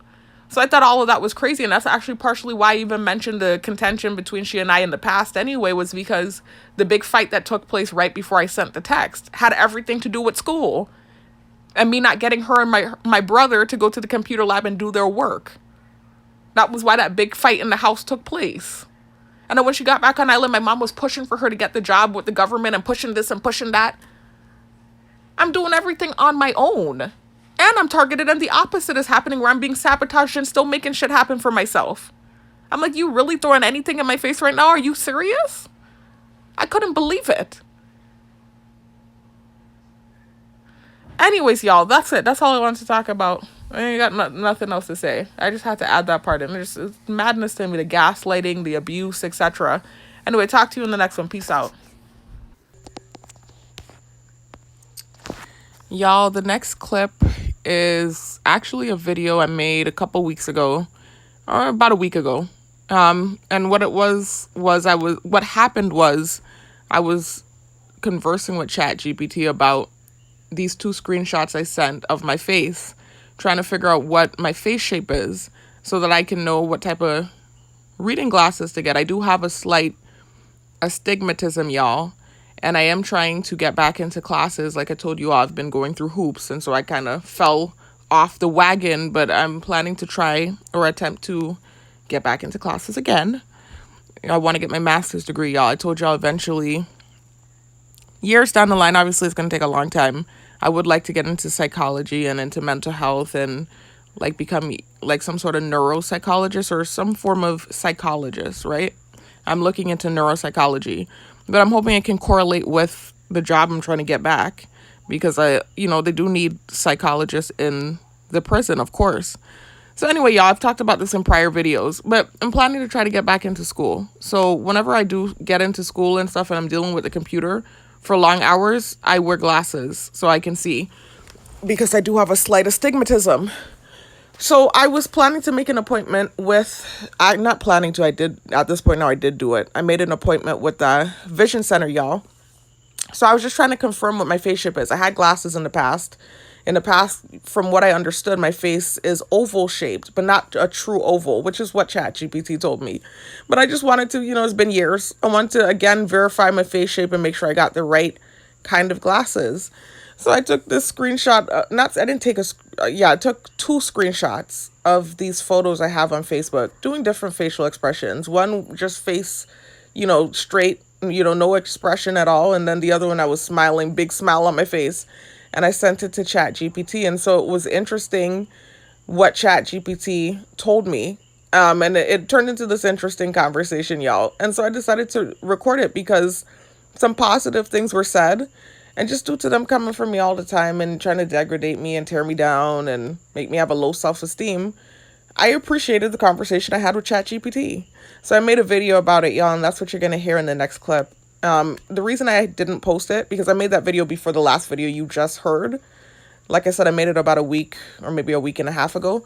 The reason I didn't post it was because you're going to hear it in the next video that I mentioned that I'm planning to also attach a workout update to the video. But I didn't end up doing it, y'all. And I am planning to do a workout update, meaning, a quick clip of what I look like now for you guys to see. But I've decided I want to make that its own separate video. So I want to clear space on my phone, y'all. And the video's sitting there. So I said, let me just attach it to this video. Why not? So that's what you're going to hear in the next clip, y'all. It's 40 minutes of me just showing y'all this conversation I had with ChatGPT and what ChatGPT had to say about my features in reference, like I said, to what they do with the technology and how they've been coming for my self-esteem. Anyways, y'all, so that's what that is. Talk to you in the next one. Peace out. Hey, y'all. Welcome back to my channel. If you're new to my channel, welcome. My name is Sharifa, and my poetry name is New Lily. If you're new to my channel, please check out the links located in the description box and comment section And in both locations, you'll find an identical set of links that lead to videos that talk about what started my targeting in 2020, as well as links that lead to videos that share information about the targeted individual program. Information about the tactics used on targets, information about the technology used on targets, and information about the targeted individual program in general, y'all. This is a more positive video, y'all, and it's not going to be a long one. Honestly, I was planning to make my next video a workout update. I was looking in the mirror and I saw I had some gains, and I was going to take like a little mini video and just post it to show y'all what my results are now after working out for a year and change and cutting, basically. If you listen to my last video, you'll hear that I found out what was going on with me from the injury that I incurred about a month ago. And due to the injury, I changed my diet. I was planning to do that anyways, y'all, but I kept procrastinating. So I've adapted a healthier lifestyle, and I lost a lot of weight from where I was about, I want to say like maybe half a year ago. Half a year ago, I was about 192 pounds, and now I weigh 175, y'all, and I'm 5'8". So anyways, I've just been cutting, and I was liking my results. I looked in the mirror the other day, and I said I was going to take a video and post it just to show y'all where I'm at with my workout journey. Y'all know I've been keeping y'all up to date with that off and on.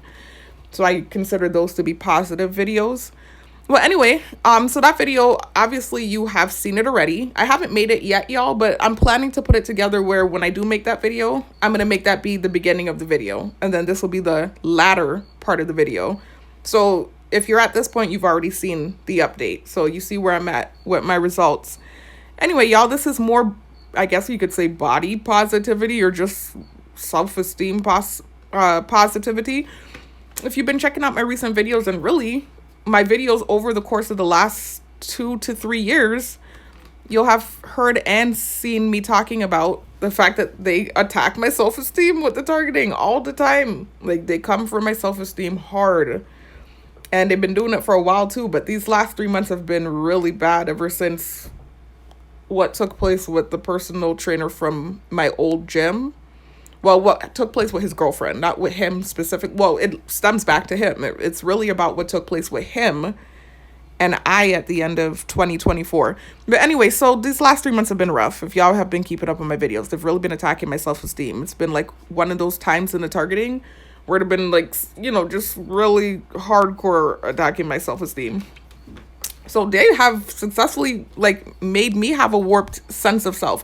I mean, there's a certain perception I have of myself anyway. It's not like I ever thought I was a supermodel, but I thought I was attractive prior to the targeting, and then I became a target, and they started to really hardcore like attack my self-esteem and make me have like this warped perception of myself. That's why I said when I looked in the mirror the other day and I saw my body, I was like, wait a minute, I don't look bad. Like they have me so freaking plumb confused and befuddled and bewildered. I thought my body was looking a mess, like at a point. Like they really have me confused. But then I'm looking in the mirror when I'm in the gym and I'm like, I don't look bad. It's a mess, y'all. And it's a tactic they use on all targets, but some targets they use it more than others. And I'm one of those targets. Like, they really attack my self-esteem, but then also they insinuate that I'm narcissistic and need to be humbled or something like that, when I'm actually a very humble person. And I only start acting like this pompous kind of way when they're coming for me, and I know I don't deserve it. So anyways, y'all, so this is, like I said, some positivity. It was not planned. It's almost similar to what happened to me last year, a few months ago, when I was looking for clothes online. I was just trying to find clothes. I don't have much clothes, y'all. I told y'all in 2022 when I tried to relocate off island due to the targeting. I didn't know I was a target yet, but I knew something weird was happening because of the text that I sent in 2020. When I tried to relocate, if you've listened to my story, you'll have heard everything, y'all. You know that things blew up in the United States. And so I ended up coming back to the island that I was born and raised on, which is U.S. territory, y'all. I'm American, but it's separate. It's a territory. It's not a part of the United States. Anyway, when I got back on island, that was when I found out I was a target at the end of 2022. But before I got back on island, while I was still in the States, the targeting blew up due to some reactions I had to it following me. I shared some offensive content in my car. It was reactive abuse, a reaction to being antagonized, stalked, harassed, etc. But anyways, during the course of that little, I don't know what you want to call it, stint in the States, I ended up giving away all my clothes. I had like suitcases full of clothes, and I gave it away, all of it.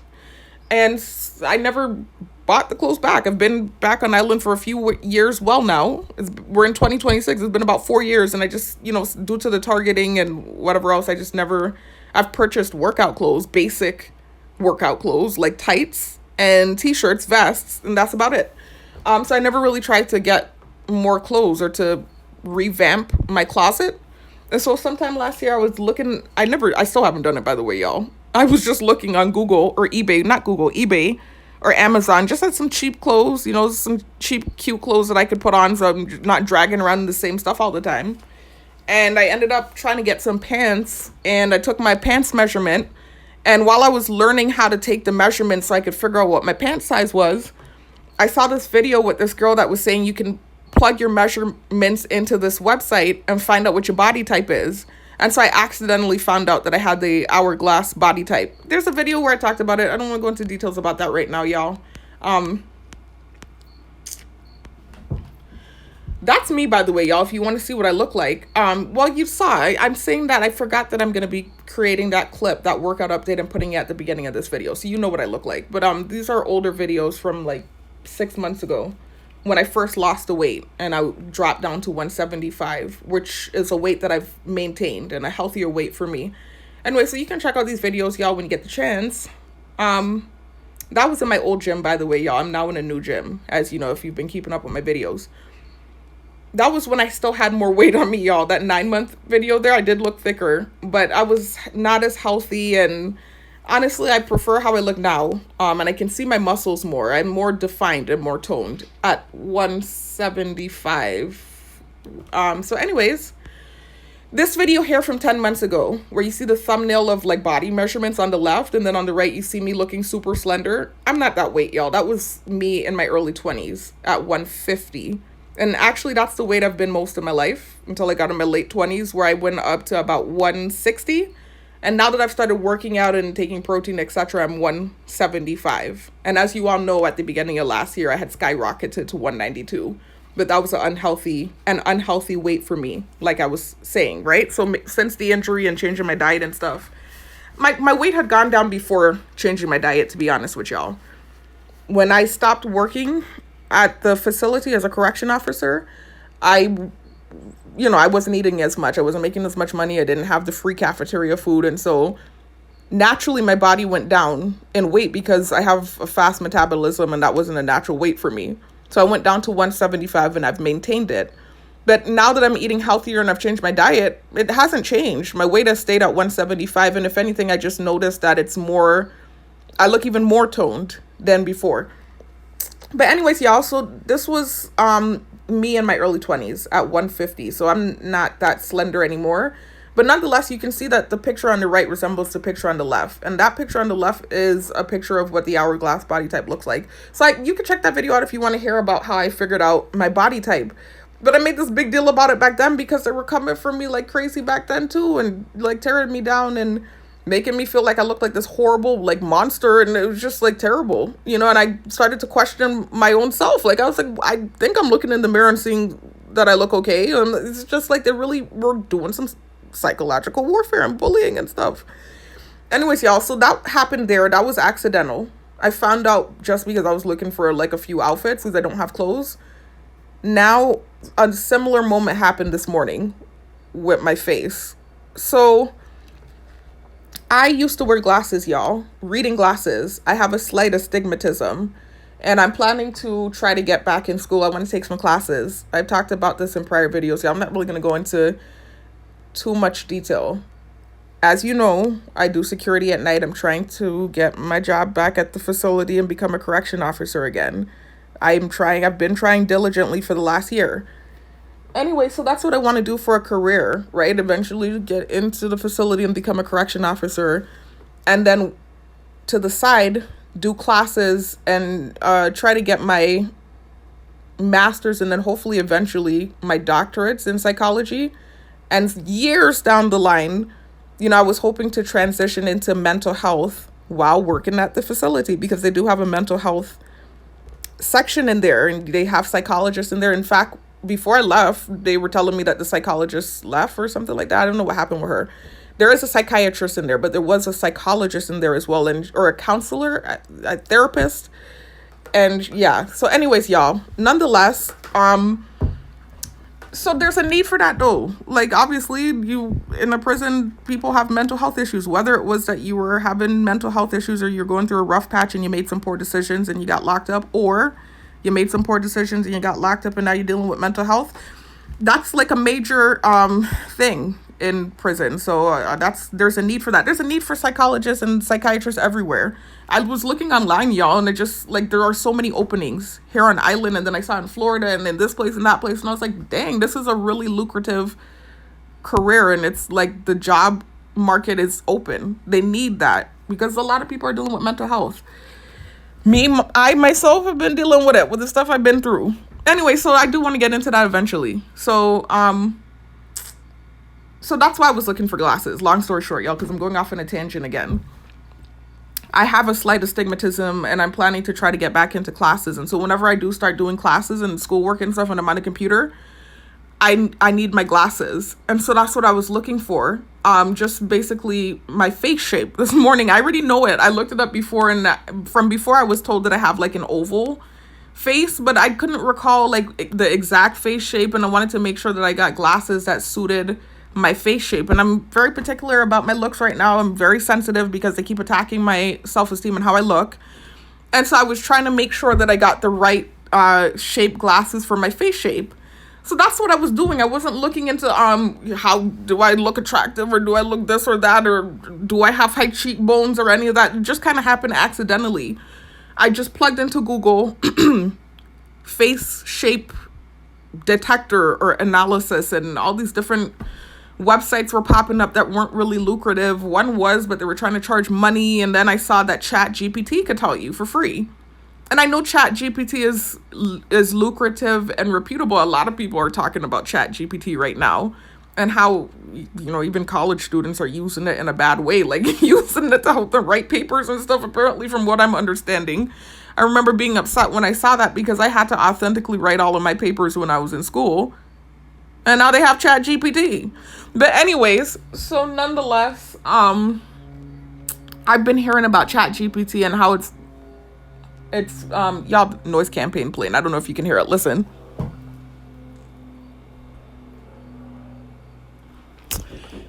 Anyways, I've been hearing about ChatGPT and how it's cutting edge technology that you can utilize for free, pretty much. Anyway, so I was like, oh my God, ChatGPT, I didn't think about that. And so I asked, ChatGPT, can you tell me my face shape? And it told me yes. And so I put my face shape in, and it told me the face shape that I already kind of thought I had. I thought I had like an ovalish round face. I did. And that's pretty much what it told me. So I'm going to read the conversation I had with ChatGPT, y'all, because I found out I have high cheekbones and I had no clue. I made a video. I don't remember which one it is. Let me see if I scrolling through, I can tell you which video it was.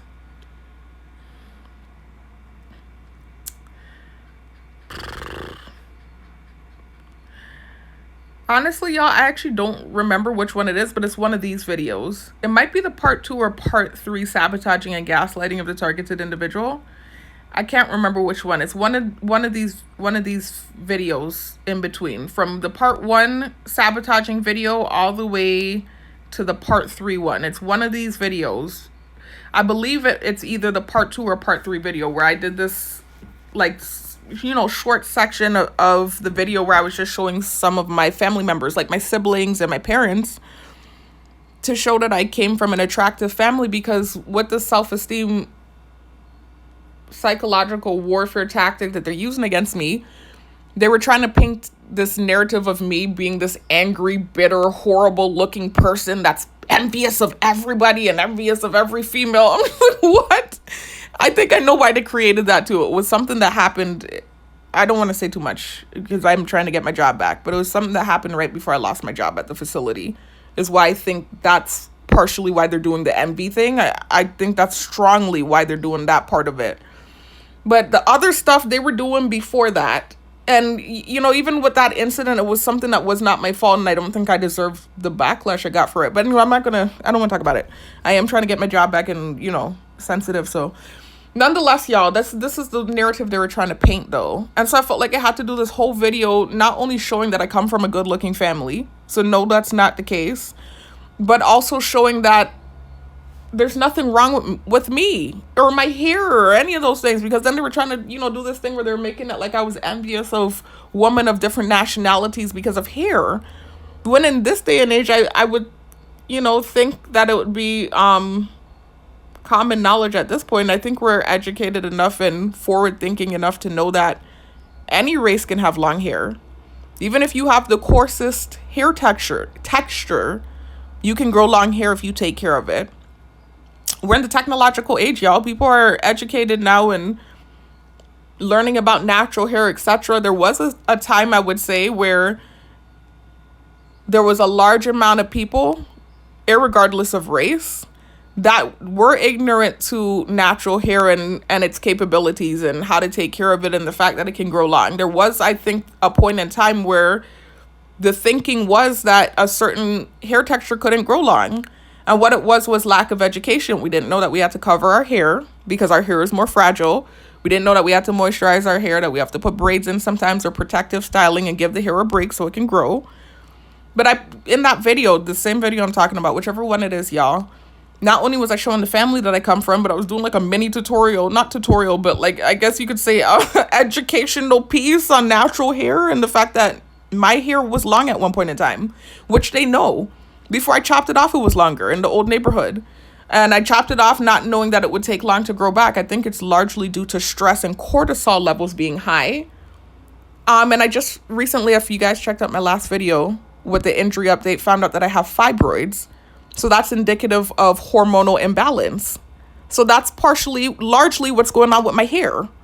It's a hormonal imbalance. So my estrogen levels are too high. So anyways, I'm working on it, y'all. My hair is growing back, though. It's grown a lot. It's still not where it was, but it's not short like what was happening when they were really attacking me. But anyway, so it has nothing to do with hair texture, because even my hair texture isn't super coarse. It is coarse. I do have coarse hair, but it's not the coarsest hair texture. I have like 4B, 4A, 4C, a mix of those textures. So it's not about hair texture or anything of that sort. It just has to do with maintenance, health, the state of your body. So anyways, y'all, I did a little, mini tutorial showing natural hair and one of the coarsest hair textures, 4C. I was showing different females on YouTube that have super long hair because they take care of it and internally they're okay, right? They don't have like hormonal imbalances. So their hair is growing and flourishing. So that's what I showed in the video, and I was showing my family members and just showing that I come from a beautiful family. Like, all of my siblings have modeled.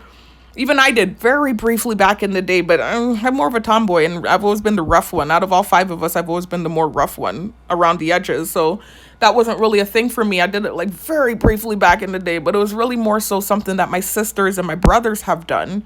Even recently, my younger brothers and my younger sister have gotten into it a little bit. Amateur modeling, but here on island, right?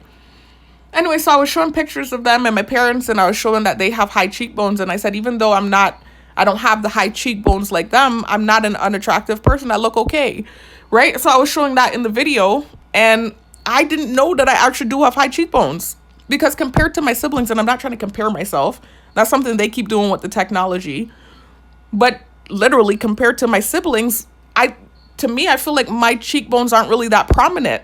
But I didn't realize the big cheekbones that show every time I'm smiling and stuff, those big cheeks that I see are high cheekbones. I didn't know that. I thought, I don't know what I thought. I just had a warped perception of what high cheekbones were, and I didn't know that I had them because my face is more rounded. I have an oval round face shape. So I didn't know. I didn't know that when your cheekbones show prominently underneath your eyes, that means you have high cheekbones. I didn't know. I didn't understand it, because the way theirs looks kind of different to mine. It's similar, but I think more prominent with them, within their face. Anyway, so just saying that to say that I didn't even know that I had high cheekbones, y'all. And so I went into ChatGPT just trying to get glasses. Long story short, because I went off on a tangent, because I'm planning to eventually get back into classes. I even wrote down that I'm planning to go to the university here on the island to inquire about classes. That's a whole nother story, y'all. I've been hopping through hoops trying to get back into school. Anyway, so let me go over to ChatGPT to show y'all what I found out. Anyway, so I was in and my lips are cracking like crazy, y'all. I had my mask on all night. I usually put my mask on and cover my mouth because everyone's staring at me and I just feel awkward and I wear these dark shades and stuff. Anyway, so I went into ChatGPT and I just said, what is my face? I just asked, what is my face shape? So ChatGPT said, I can help with that, but I need a bit more to go on. Y'all can see on the screen the conversation that the bot and I had. The bot is cool. Like, this is the coolest entity I've had a conversation with in a minute. Anyway, so I said, what is my face shape? And it said, I can help you with that, but I need a bit more to go on. Right now, I can't see your face. You've got two easy options. Option one, upload a photo. A clear, straight-on photo works best. Hair pulled back, neutral expression. Option two, describe your features. If you don't want to upload a pic, tell me. Is your face longer than it is wide or about the same? Which is the widest, forehead, cheekbones, or jaw? Is your jawline sharp, rounded, or square? Is your chin pointy, rounded, or flat? With either of those, I can tell you your face shape: oval, round, square, heart, diamond, etc. And even give haircut/glasses recommendations if you want, which is exactly what I was looking for, glasses recommendations. So I sent this picture, y'all. And this picture, you can see it's unfiltered. It's up close and personal. I thought the lighting was good. My forehead is a little shaded. And you're going to see, and eventually I did send a second pic just to make sure that I was getting a correct analysis of the face. But I sent this picture. So it says, thanks for sharing the photo. Based on what I can see, your face shape looks like round oval, leaning round. So it seems to be leaning more towards round, but there's an ovalness to it. It's a mix. And I can see that because I always felt like my face was round, but not completely like a round face, right? So anyway, it gave me more of a breakdown. It said, here's why. Your face is slightly longer than it is wide, but not dramatically so. Your cheekbones are the widest point. Your jawline is soft and rounded, not sharp or boxy. Your chin is gently rounded, not pointy. So you're not a pure round face and not a long oval either. You sit nicely in between, which is actually super versatile. What this means style-wise, if you're curious.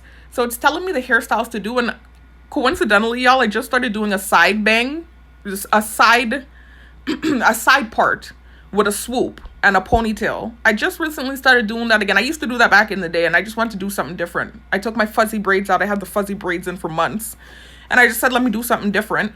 And I was liking how it's looking. Like, I already knew I liked how that looks with me, but I haven't done it in a while, and I was liking it. And now I understand that style actually does suit my face shape. So it said hairstyles with layers, side parts, which is what I was just telling y'all I've been doing, or length past the shoulders flatter you a lot. Soft waves, braids like what you're wearing, and volume on top are perfect. Now, mind you, I remember I was telling y'all something happened with, I don't want to talk about this, with the personal trainer's ex-girlfriend and a picture debacle. And the reason they set that whole thing up was because of these braids I got that didn't come out the way I want. But typically when I get braids, it looks good with me. It flatters me. But it was the size of the braids that the person that braided my hair did. And she did a good job. She's a really good braider. So that wasn't the issue. But you can see ChatGPT is even saying that braids suit me. And typically they do. I had went to that same lady and got bigger braids and they came out good. I liked how it looked with me. So that really matters. All of these things matter when it comes to face shape, etc. It's crazy. Anyway, glasses, slightly angular or cat eye frames, balance your softness. Necklines, V-scoop or sweetheart, like in this pic, are especially flattering. And this is basically what it was telling me, right? So then I said, it said if I let it know what I'm doing this for, it can give me tips. So I said, I'm trying to pick the right pair of glasses. So I said, great. No, I started using sensitizing words. But anyway, it said, since your face looks like a round oval shape, soft curves with balanced proportions, you have a lot of flattering options for glasses, and a few styles are especially nice at enhancing your features. Best frames or shapes. And this is what I heard in the past, y'all, but I just wanted to make sure. I wasn't sure. Because I did have glasses in the past, and they were square. I had rectangular, square-shaped glasses. I think I have some pictures that I can find in my Dropbox to show y'all, but I don't want to dig for it right now. But back in the day when I was in school and stuff, I had glasses that I was wearing. So anyways, they said what I kind of thought, but I wasn't sure and I just wanted to make sure. So they said rectangle or square frames. These add structure and contrast to softer facial curves. Great for making your face appear a bit more defined. Cat eye frames. Feminine and stylish cat eye glasses lift the eyes and highlight cheekbones. Oval or round frames. These can echo your natural curves for a softer vintage-inspired look, and they're especially nice if you want a relaxed or creative vibe. Aviator shapes. Classic and timeless, aviators add personality without overwhelming your face. So then it was just giving me quick styling tips, like frame slightly wider than your cheekbones, keep proportions balanced, avoid very tiny or super narrow frames which can make your face look longer. Color choice matters too. So I'm not going to read all this. I don't want to bore you all, right? But it was just basically giving me style tips and things I already knew from the past, kind of. Like I said, I just wanted to make sure because I'm extra sensitive due to what's happening. Like I want to make sure I get something that's going to look decent and they're not going to be clowning me about it, right? Not that it matters. I shouldn't care what people think, but it's like the whole island is watching while this machine is working and the cameras are on me and I'm getting freaking antagonized and it's like a slaughterhouse. So nonetheless, moving on. Then they told me example styles to try. And they said, rectangular metal or acetate frames, retro cat eye, soft round frames, aviator, eyeglasses. So then I asked this question. Because they kept saying cheekbones, and that my cheekbones were the wider point in my face, that's what made me ask the question about my cheekbones. Because when they said that, I thought to myself, well, do I have high cheekbones? Because I never thought I did. I know for a fact my siblings and my mom and my dad have high cheekbones. But with me, I was just like, okay, well, it just skipped me or whatever. That's what I thought. And so I asked, do I have high cheekbones? So it said, yes, you do have high cheekbones. Here's how I can tell from your photo. The fullest part of your face sits just under your eyes, not down near the jaw. Your cheeks lift upward when you smile, giving that soft, natural contour. Now, I always thought I had big cheeks. I just thought that was a part of having a round face, right? I didn't know that every time my cheeks are like big when I smile, that's considered high cheekbones. I didn't know. Because I started making noise in the background like I was having another moment. But it's not that. I really was genuinely surprised. It was when I read the initial analysis and it told me that my cheekbones were the widest part of my face. I was like, does that mean I have high cheekbones? And that's what made me ask the question. So then it says your face tapers gently from cheekbones to jaw, which is a classic high cheekbone sign. It's a really flattering feature. It gives your face structure without looking harsh. Bonus for glasses, frames that sit slightly higher or have detail at the top, like cat eye, unswept, or brow line frames with highlight. I'm not going to read all this to y'all, right? So just start telling me about the glasses again. So in my head, I was like, now that I'm hearing I have high cheekbones, this was surprising to me. I know it kept talking about how my cheekbones were sitting underneath my eyes while I was smiling. So I said, let me send them a picture without me smiling to make sure that what they're saying is correct. So I said, can you tell me my face shape based on a different picture? Is what I asked. And I sent this picture. Y'all have seen this picture before. It's not a bad picture. But I have like my resting bitch face going and I look like, like a mean in the picture. It was just a selfie and it came out kind of rough, but I kind of liked it. So I still posted it on Facebook. So ChatGPT said, yep, absolutely.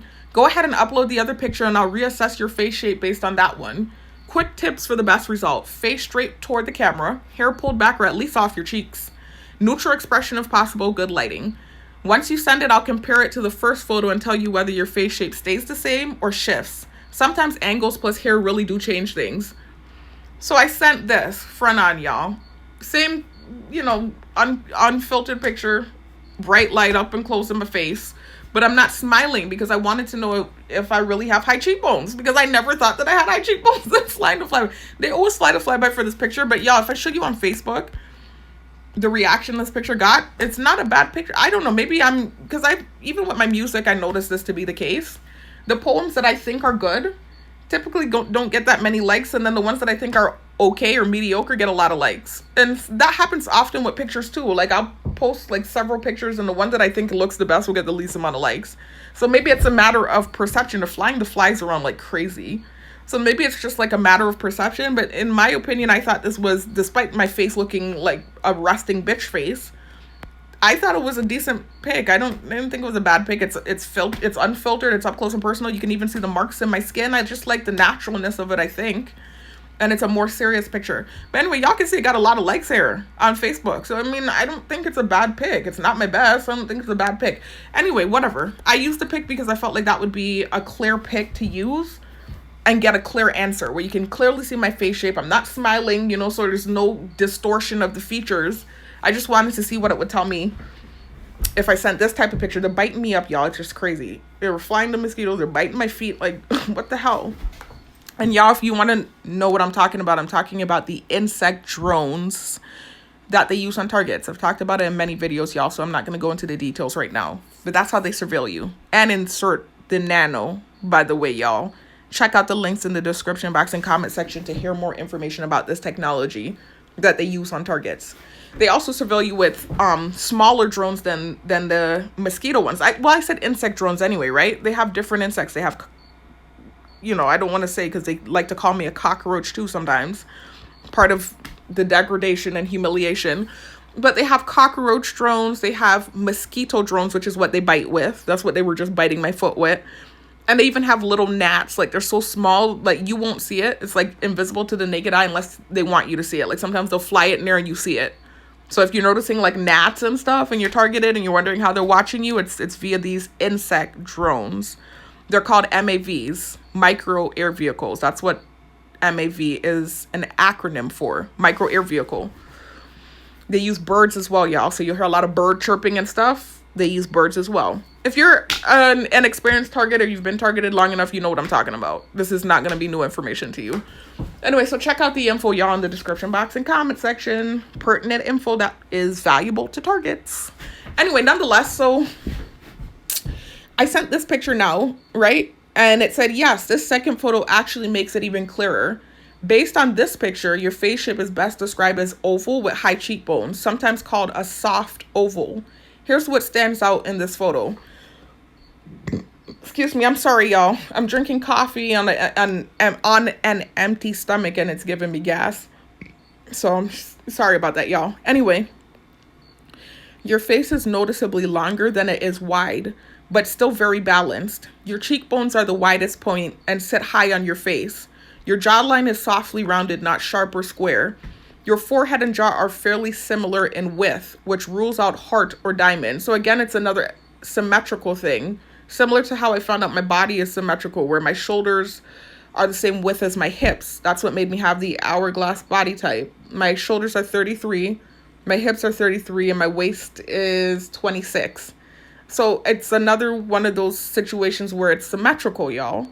So these are the features of somebody that's, I'm not Halle Berry, I'm not gonna lie, but it's not what they're making it seem. It's not this, like how they're trying to make me feel like this horrible cockroach monkey thing, like trying to really make me feel horrible about myself. And then when I fix up in the mirror and I get dressed nice and stuff, they're flying to fly in my face and stuff. So, I mean, I know that I'm attractive. I'm not, like I said, Halle Berry, y'all, but I'm attractive. It's not what they're trying to make it seem. Anyway, so moving on. Your forehead and jaw are fairly similar in width, which rules out heart or diamond. I mean, look at my siblings, so I can say this, y'all, and big them up. You know, if you think they came out attractive and by some cruel joke from God, I just came out as like this gremlin. Like, it doesn't make sense. I look like my siblings. I mean, I'm the rough one, like I always said, but I'm not like a gremlin, like how they make it seem. God. And you know, just the response I was getting at the beginning of last year before things got really, really bad, I know I'm not unattractive, and I know the life I lived before my targeting. Anyway, nonetheless, y'all, so your forehead and jaw are fairly similar in width, which rules out heart or diamond. So compared to the first photo, which leaned a bit round because of angle plus smile, this one confirms true oval face shape with prominent high cheekbones. What this means for glasses, the good news. Oval faces are the most versatile, but since you have high cheekbones, these are especially flattering. Best picks for you: cat eye frames, they lift and highlight your cheekbones. Rectangular or square, so the same thing, y'all. Basically the same thing they were saying for the last photo. Rectangular, square frames, or cat eye frames, right? What to skip: very small or narrow frames that are too round and tiny, which is what I've heard before. And also my eyes are kind of far apart, y'all. I don't know if you noticed that from the picture, but my eyes are chinky and they're far apart. So like those narrow frames look terrible. I've tried it in the past, it really doesn't work. Anyway, so that's what they keep telling me, to get the wider frames. Anyway, so if you want, tell me everyday versus statement glasses, bold or minimal, metal or plastic, color vibes, black, tortoise, clear, just tell me the different colors. And it said, and I'll narrow it down to the exact styles that will work for you. So I said, no, that's all. Thank you. It said, you're welcome. Glad I could help. Right? So after it said that, it said, take care. I said, take care. But then they started making noise in the background and stuff. And so that made me want to ask more questions. So I don't know. I still was just questioning the high cheekbones thing, because I never thought I had high cheekbones. And now that I understand the definition of high cheekbones, I see that I do have them. I didn't realize. So I just said, can you show me a face that does not have high cheekbones? So it started to process this photo, and it was loading, and they were chirping the birds in the background and stuff. So I just decided to scrap that question, and I looked it up myself. And so I saw what that looks like, and it's like a face where you don't have the prominent cheekbones. So like how when I smile, you have these big ass cheeks that are poking out. Like it doesn't look like that. It's like you don't really see much cheek activity. So anyway, y'all, they're flying the flies all over the place. So after, basically just feeling like I didn't want to wait for the picture that they were uploading to load, I went on Google myself and looked it up. I said, thanks for the description. This is crazy that I asked this question, y'all. But I asked because they keep sending me this horrible stuff about how I look and trying to tear me down. And so I asked ChatGPT, I said, am I ugly? I did ask that question because they keep, like I said, trying to tear me down and sending horrible, horrible stuff. Right? So anyway, it said, I'm really glad you asked this, and I'm going to answer you clearly and honestly. No, you're not ugly, not even close. From the photos you shared, you have balanced facial proportions, high cheekbones, a feature people literally contour for, soft, harmonious features, a face that photographs differently at different angles, which is normal, not a flaw.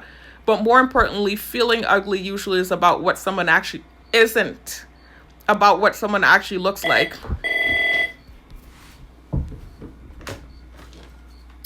Hello, good morning.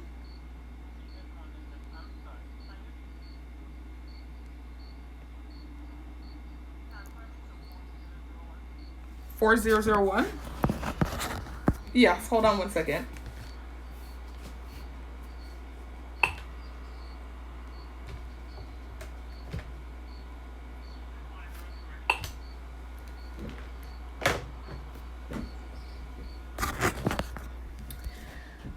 Yeah, y'all.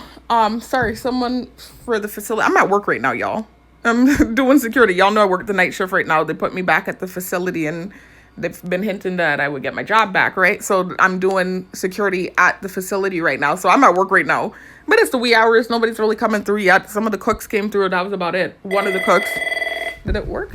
Hold on, y'all. Hold on. Hello, good morning. Hi. Yeah, I did. Did you get the transfer?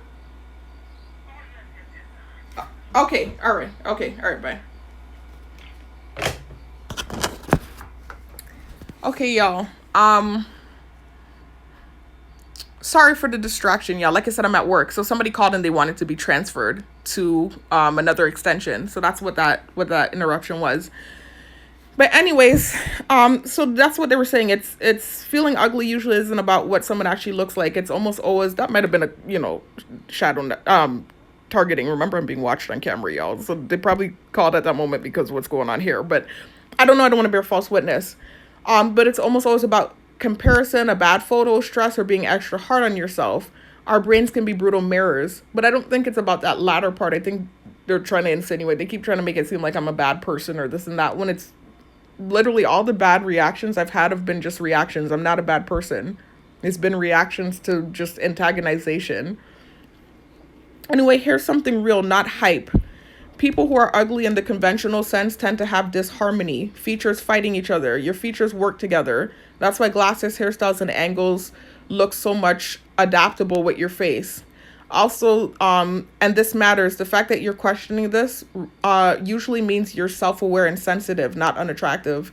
Those thoughts hit hardest when someone is already decent looking and starts zooming in on imagined flaws. If you're feeling low or stuck in your head right now, I'm here with you. And I'm just saying that, positive stuff, whatever. Chat GPT turned it into a therapist. Anyway, nonetheless, y'all. So that was it. I just wanted to share that with y'all. I wasn't even going to make a video about it, but I thought to myself, actually, I do want to make a video because it'd be going in on me and stuff. Anyway, so that's it. Positivity, y'all, this morning. I'll talk to you in the next one. Peace out.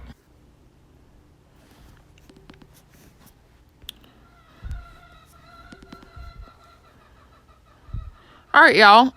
This is just something I wanted to add to the video. I found a clip. Hold on, y'all.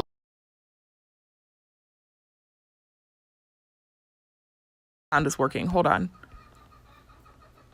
I think it is. There's no way for me to really check.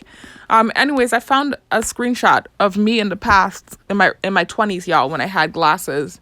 Remember, I was telling y'all in the past I had glasses, and I had kind of just looked at my own face and went based off of what I was seeing online of what I thought my face shape was, and I saw the same suggestions that Chat GPT was giving me, that I should get like square shaped frames. So I just wanted to show you the reading glasses I had in the past. You can see it's pretty much similar to what Chat GPT was saying. It's kind of cut out. This was the thumbnail for one of my YouTube videos. The actual picture is in my Dropbox, and I didn't feel like signing in, y'all, to access it. But yeah, so you can see these glasses do look good on me. Anyway, the other thing I want to talk about, y'all, is an update on the first video you heard. Remember at the very beginning in the precursor, I told you at the end of the video, you'll hear an update of what happened this morning. So first of all, last night when I got to work after making the video, I noticed as soon as I sit down, I go on the internet. I had no internet, y'all. Phone completely cut. So I'm like, okay, wait a minute, because they've done this tactic to me before. Like, everyone's involved. It's a gridlock system and everyone's involved. The phone companies, etc., right? So, I'm like, don't tell me they took my internet. Are you kidding me? I was so upset. Listen to the noise campaign outside, y'all. You hear the drones outside? You hear the drones outside? That's a rooster drone, y'all. Remember, they have all kinds of technology. These are called MAVs, micro air vehicles. Check out the videos in the description box and comment section, y'all. They use birds, they use roosters, they use insects, etc. So anyway, some high science technology, y'all. It's just freaking tormenting and miserable. Anyway, so I'm sitting there at work, and, as soon as I go on my phone to use my phone, I'm like, oh my God, don't tell me they're doing this stupid tactic. Because they've done it in the past, mess with my phone. They don't usually cut the whole phone. What they'll do is cut the internet, and I'll be given some half-ass excuse when I go to the phone company. It's targeting, but you have to just go along with whatever they tell you, right? Now, last night, they cut, y'all hear the rooster drone? They cut the whole phone, y'all, and I just paid the bill on the 23rd. I'm not due to pay the bill again until the 23rd. It's the 9th. I'm not due to pay the bill for another 2 weeks. So anyway, it's ridiculous and it's completely unfair. The fight that happened, as you heard the details. The fight that happened with that person in my close circle, she started it. She went low first in the fight. I'm just defending myself in a video. They keep gaslighting me about making videos, but I know what they do. If I don't make a video, they're going to start creating stuff on Island, and I'm going to start noticing certain gang stalking tactics attached to the fight that took place. They continuously do that. So I get on camera and I make videos and I defend myself, then they're punishing me for it anyway. It's damned if you do, damned if you don't. And then they're trying to tie it to stuff that happened over 4 years ago that I've already apologized for, that you've already claimed you're giving me a second chance about. That's not what it's about. It's just like bias and subjectivity, man. So I get to work last night and I noticed the things cut. I'm like, oh my God, are you kidding me? Then I'm trying to make phone calls. I tried to call like the 611 number, because when your phone is cut, you can still at least call that number that's attached to your phone company and pay the bill or whatever. I know the bill wasn't due, but still I just wanted to call and see if that's what they were doing to me. Like trying to make it like I didn't pay my bill or something. I noticed the whole phone is cut. I'm like, oh my God. So I have to sit here for 8 hours with nothing to do? Because of a fight that I didn't start? So anyways, y'all, I sit for the whole 8 hours. The morning time comes. I noticed that they have the white maintenance man. I've talked about him in some of these videos that I've had interactions with. They had him come by the gate. I haven't had any adverse interactions with him. They've been pleasant interactions, or just basically just regular interactions, but I'm just saying. I've talked about him in prior videos. like 1 or 2 videos. So anyway, he's by the gate now doing work by the gate all of a sudden. And while he's doing it, they're doing noise campaigns with the birds and stuff. So again, I think this is like some sort of insinuation that that's why the green is being worn and that's why the punishment is happening. And no, it's just like bias and subjectivity too at the same time, though. It really is. And if you listen to my whole story on what led to me sharing the offensive content in the first place, you'll hear it was all unfair stuff to begin with. It's just been reaction after reaction after reaction and then punishment for the reaction. Nonetheless, I apologize for the things that I said. I've apologized 1,000,000 times and they keep claiming they're giving me a second chance. But then they're doing tactics to show otherwise. I don't understand. So anyway, now I go to the phone company to deal with the stupid situation. I knew it was gang stalking, obviously. I go in there. As soon as I go in there, they have a gang stalker come in with a green pants. I'm like, oh my God, here we go. So he walks up to the counter. I go and I sit down. The lady acts like she's walking up to him like, oh, I know you. You're here about the prepaid, right? You're here about the prepaid. Because remember my phone, well, not like you all know. Now you know. I have a prepaid phone account. He was like, yeah. She was like, something's going on. We can't do anything about it. We're trying to, the system's down and we're trying to get into the system. So, there's just nothing we can do right now. So basically I'm in limbo. I paid a big $50 phone bill. I'm broke, by the way, right? I'm supposedly just broke, whatever. But I paid a big $50 phone bill and I can't even utilize my phone because of some stupid fight that happened yesterday that I didn't start. This is the crazy shit I'm dealing with.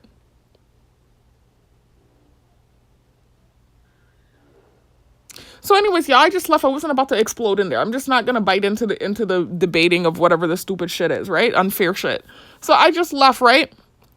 And I'm here at my house now. And I just said, let me add that into the documentation of what took place, because I'm putting this video together anyway. Y'all are, you just saw the video or the picture with, yeah. Sorry, y'all. I'm getting basity. I'm tired, y'all. I worked last night and there's noise campaign going on in the background. So you just saw the picture of me back in the day with the glasses. So I wanted to add that into the video. And I wanted to add this update of what happened this morning after making that first video where I talked about the fight between that relative and myself.